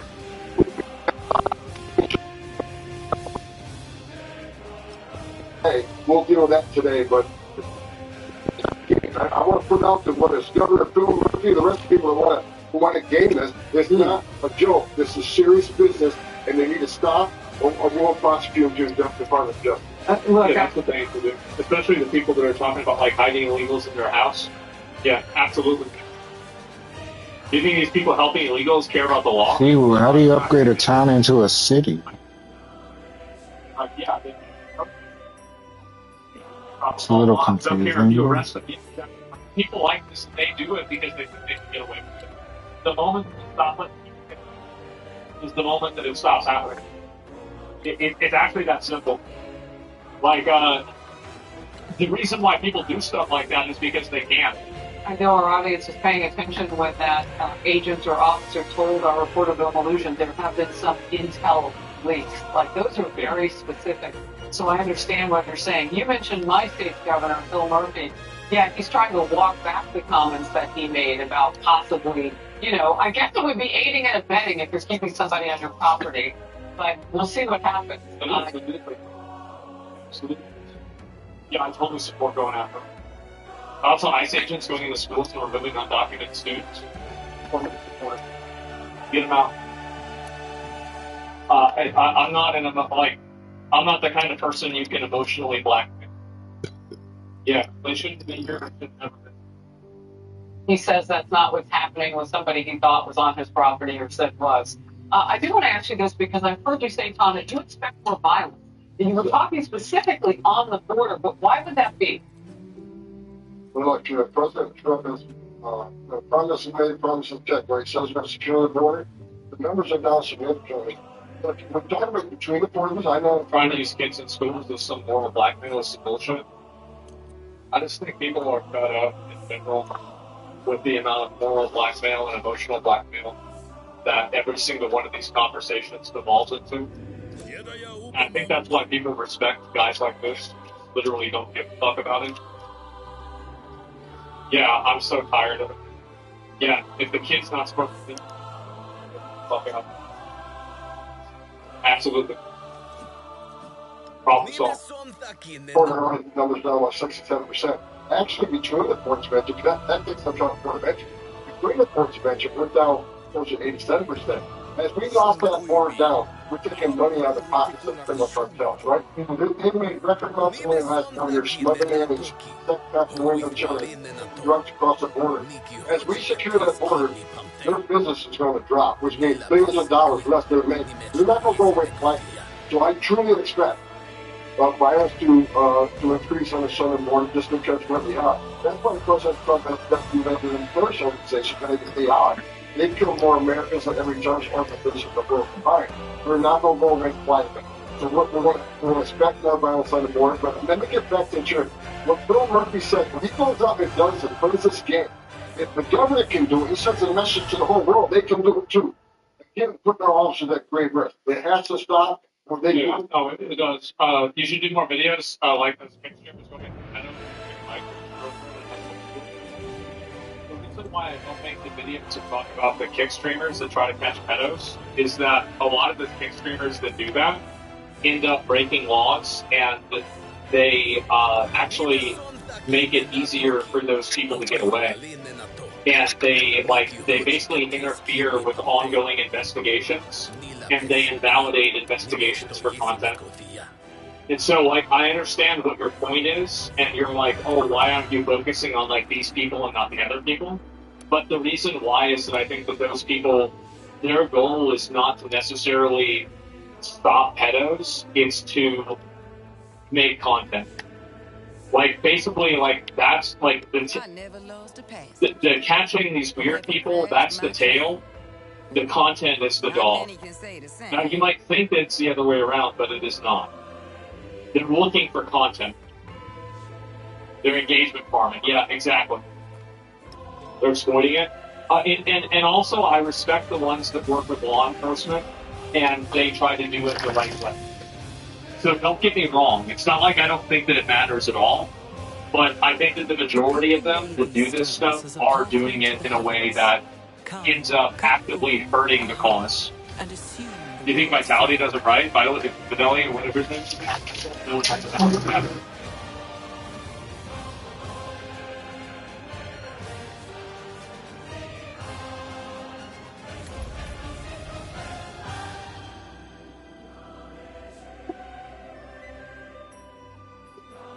Hello everyone, welcome to another video. So fast, the general's coming with you. Mom, he gave us a break on our car insurance and he'll look after you too. Yeah, with flexible payment options. Okay, but why is Shaq coming too? Show you how it's done. For a pretty low rate, go with the general. Dry, tired, each is burning. My dry eye symptoms got worse over time. My eye doctor explained the root of inflammation.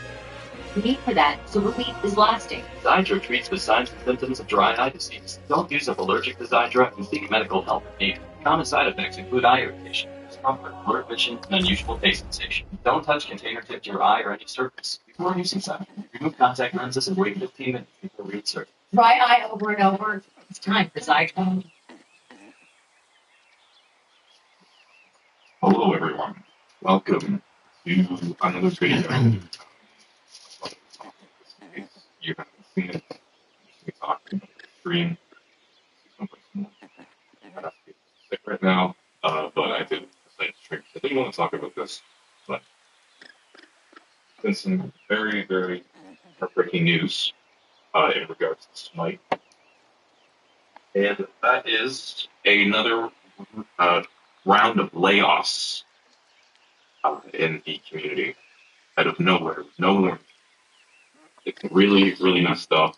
It's fucked all across the board. We're going to get into it. If you want to follow it more directly, I could have watched someone like Azer's video.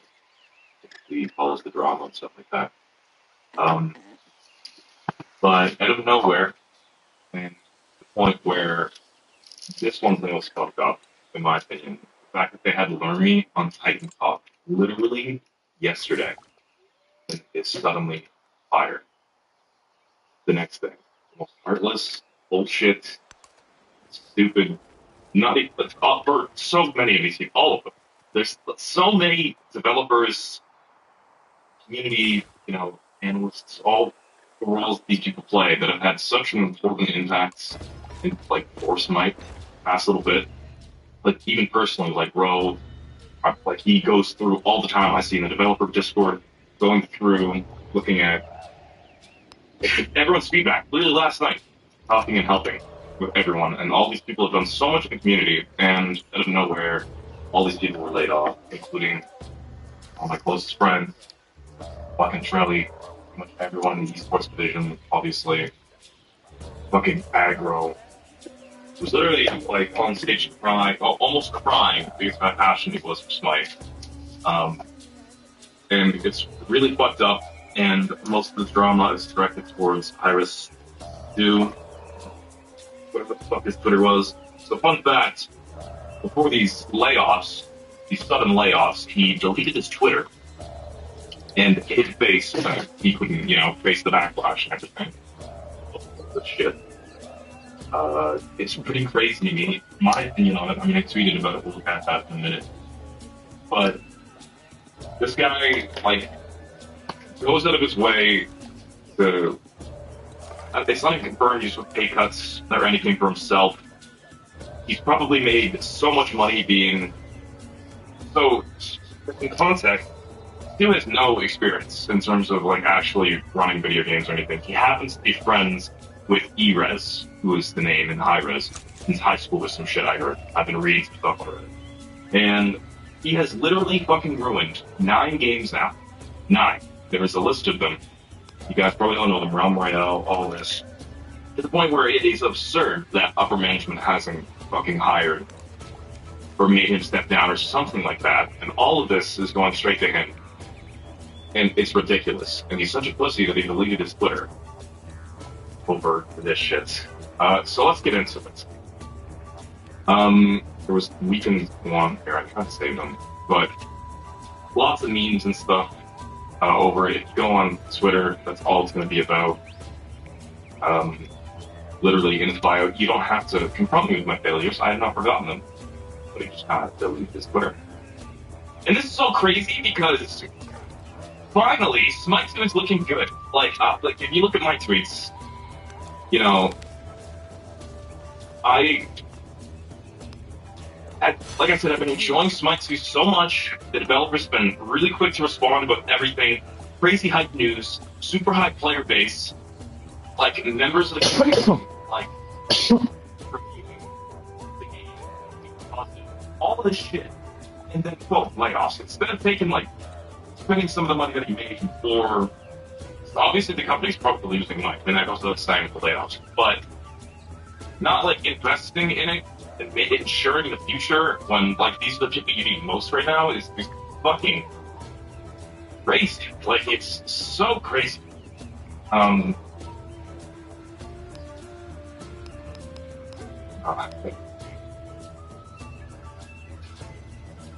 you.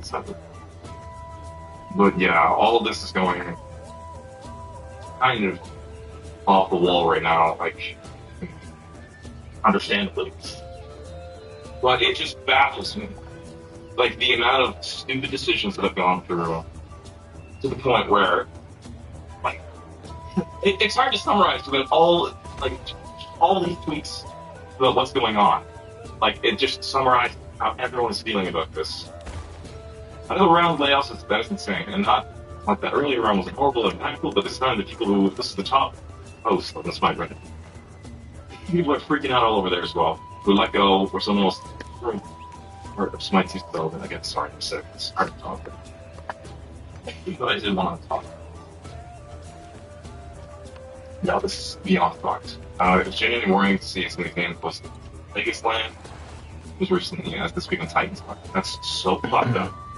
Have these people on Titan Talk, the day before, and they have no idea. And then just off of this. You go pack up your stuff. Yes, he's gonna hide in the back room. Go tell them that they're fired. I don't want to take the responsibility. But fuck, this makes me see them. You barely prevented inside, not your first, this one strikes many, first you don't see this.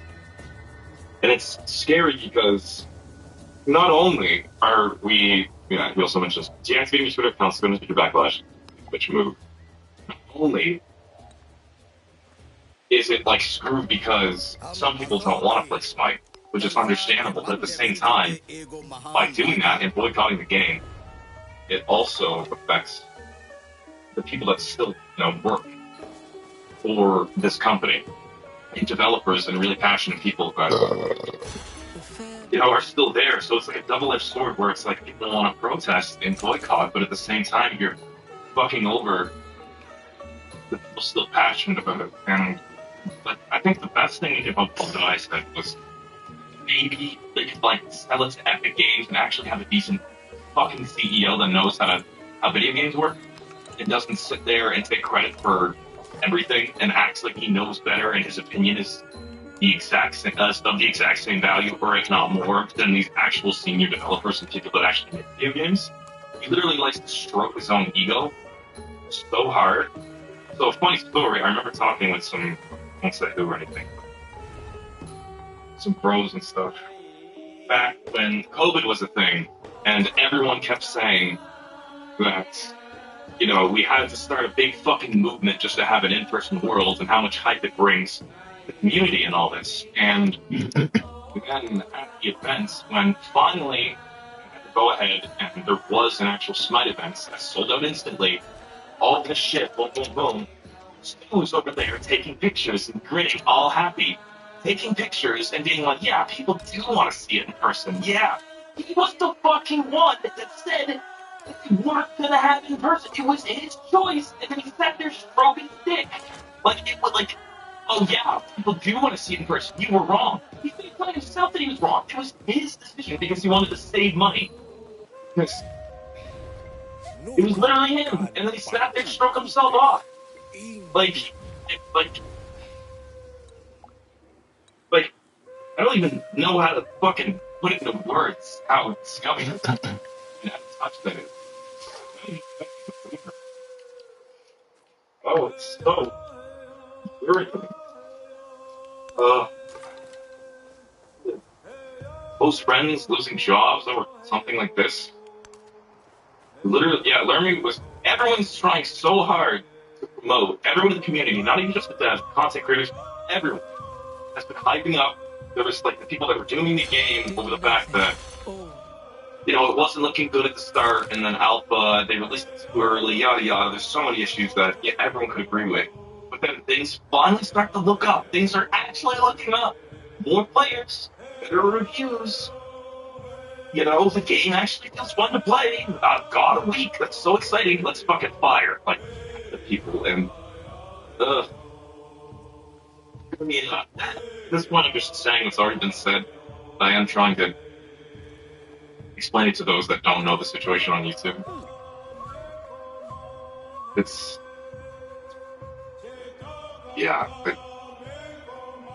fucking heartbreaking, man, and it sucks. Because, like, what do? Like, you with protesting, even if the game sells, he's going to benefit the most because he's getting the biggest piece of it or whatever. And it sucks because it's like, in this situation, like, it's nothing.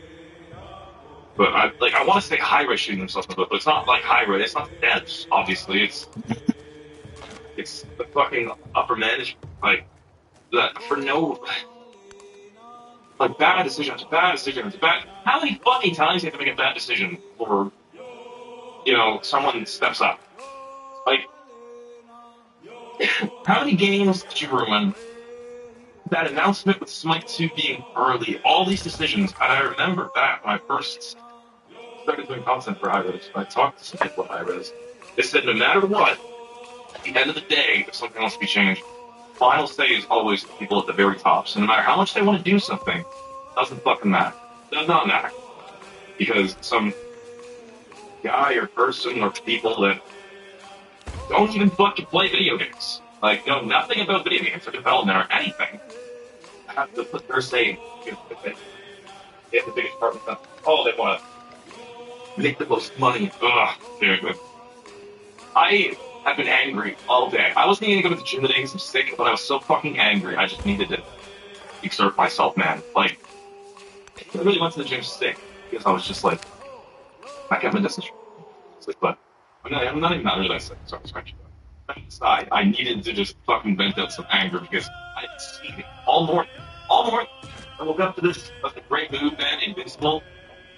3's coming out. I was like, can't wait to watch this. One of my favorite fucking shows. And I literally couldn't watch it because I wanted to wait until I calmed down a bit because I was so fucking angry all morning.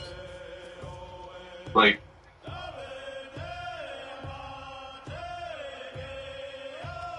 but it's not gone or anything, and that's what I'm getting to with the point of not playing it anymore. Is I know it seems kind of like a thing to do or to protest it and uninstall the game, but at the same time, it still will also affect the people that are still there. You know,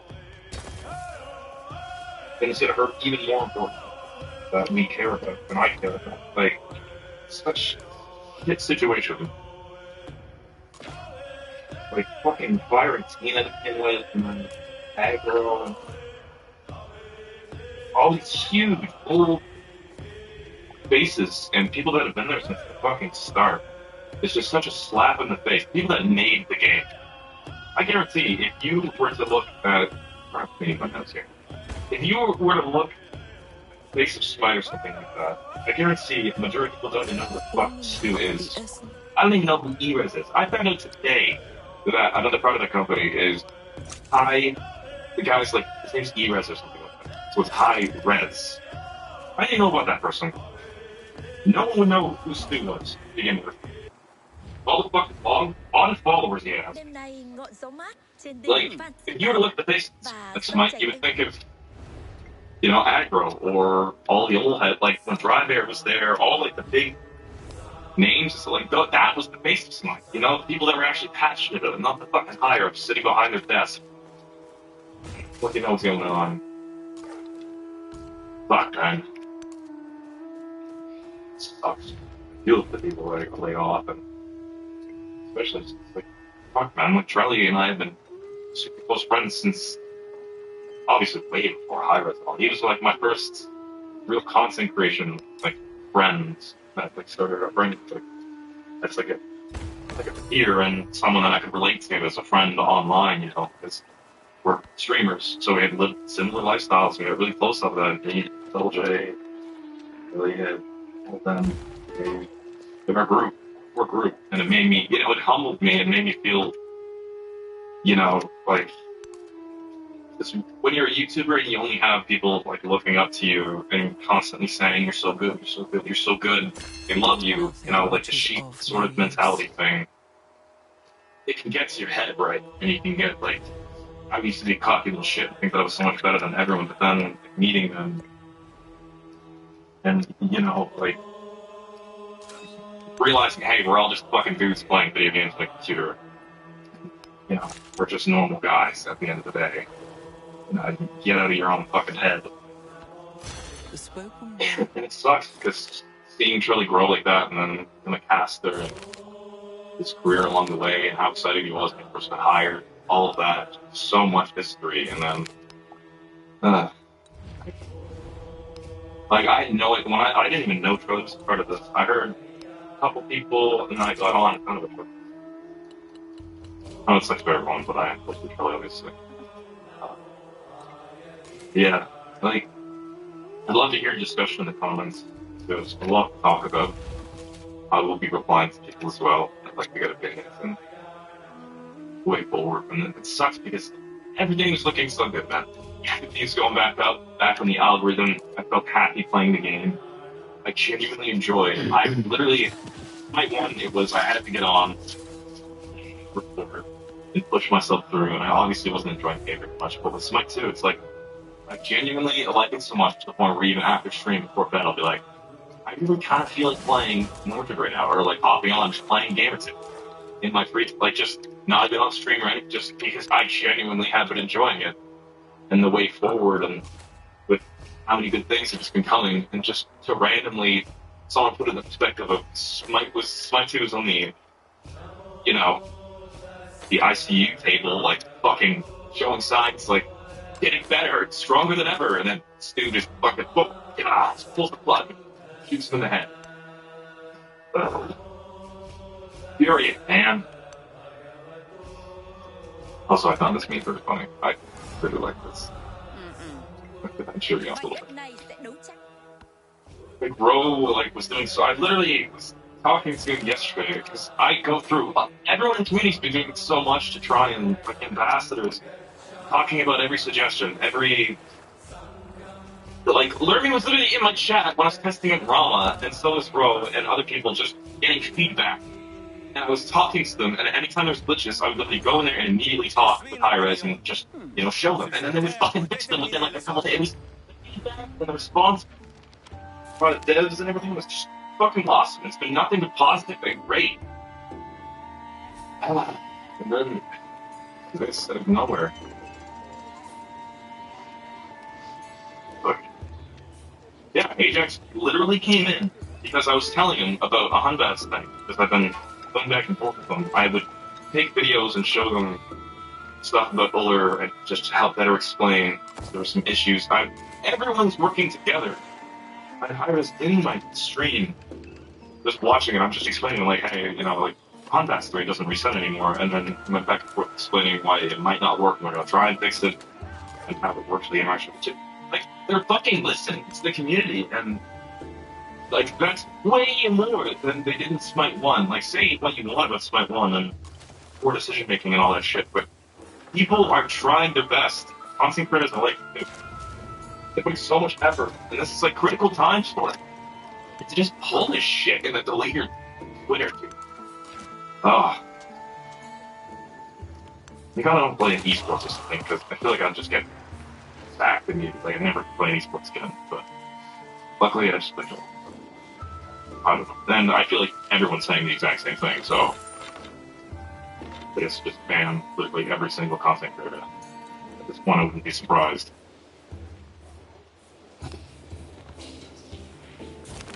Really fucking really sucks. For everyone involved. Not just terrible. Really fucking sucks, man. I'm gonna keep like one draw and just chill, so maybe we can talk as we. I'm not gonna do anything special or anything. If you want to discuss my comments or whatever, feel free. And you can play into a little talk with chat about the situation and the thoughts about things. So if you want to keep watching, by all means, or if you don't, free to look off. Oh, I mean, thank you guys for being here, sticking around through everything. And literally the fucking hardest year on almost every single content creator and pro player. And things are actually looking up. And everyone looked forward to just doing this show. Oh.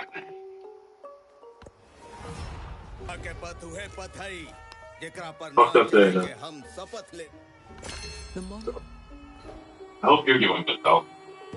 I think the news decently well. I know a lot of people are affected by it.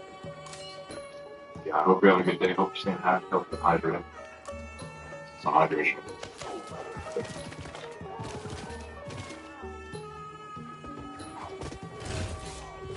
And then pretty fucking annoyed that I've got like a scratchy throat. Bought a bunch of medicine. Annoyed because I literally went to Colorado on Monday. 2 weeks and upstate suck.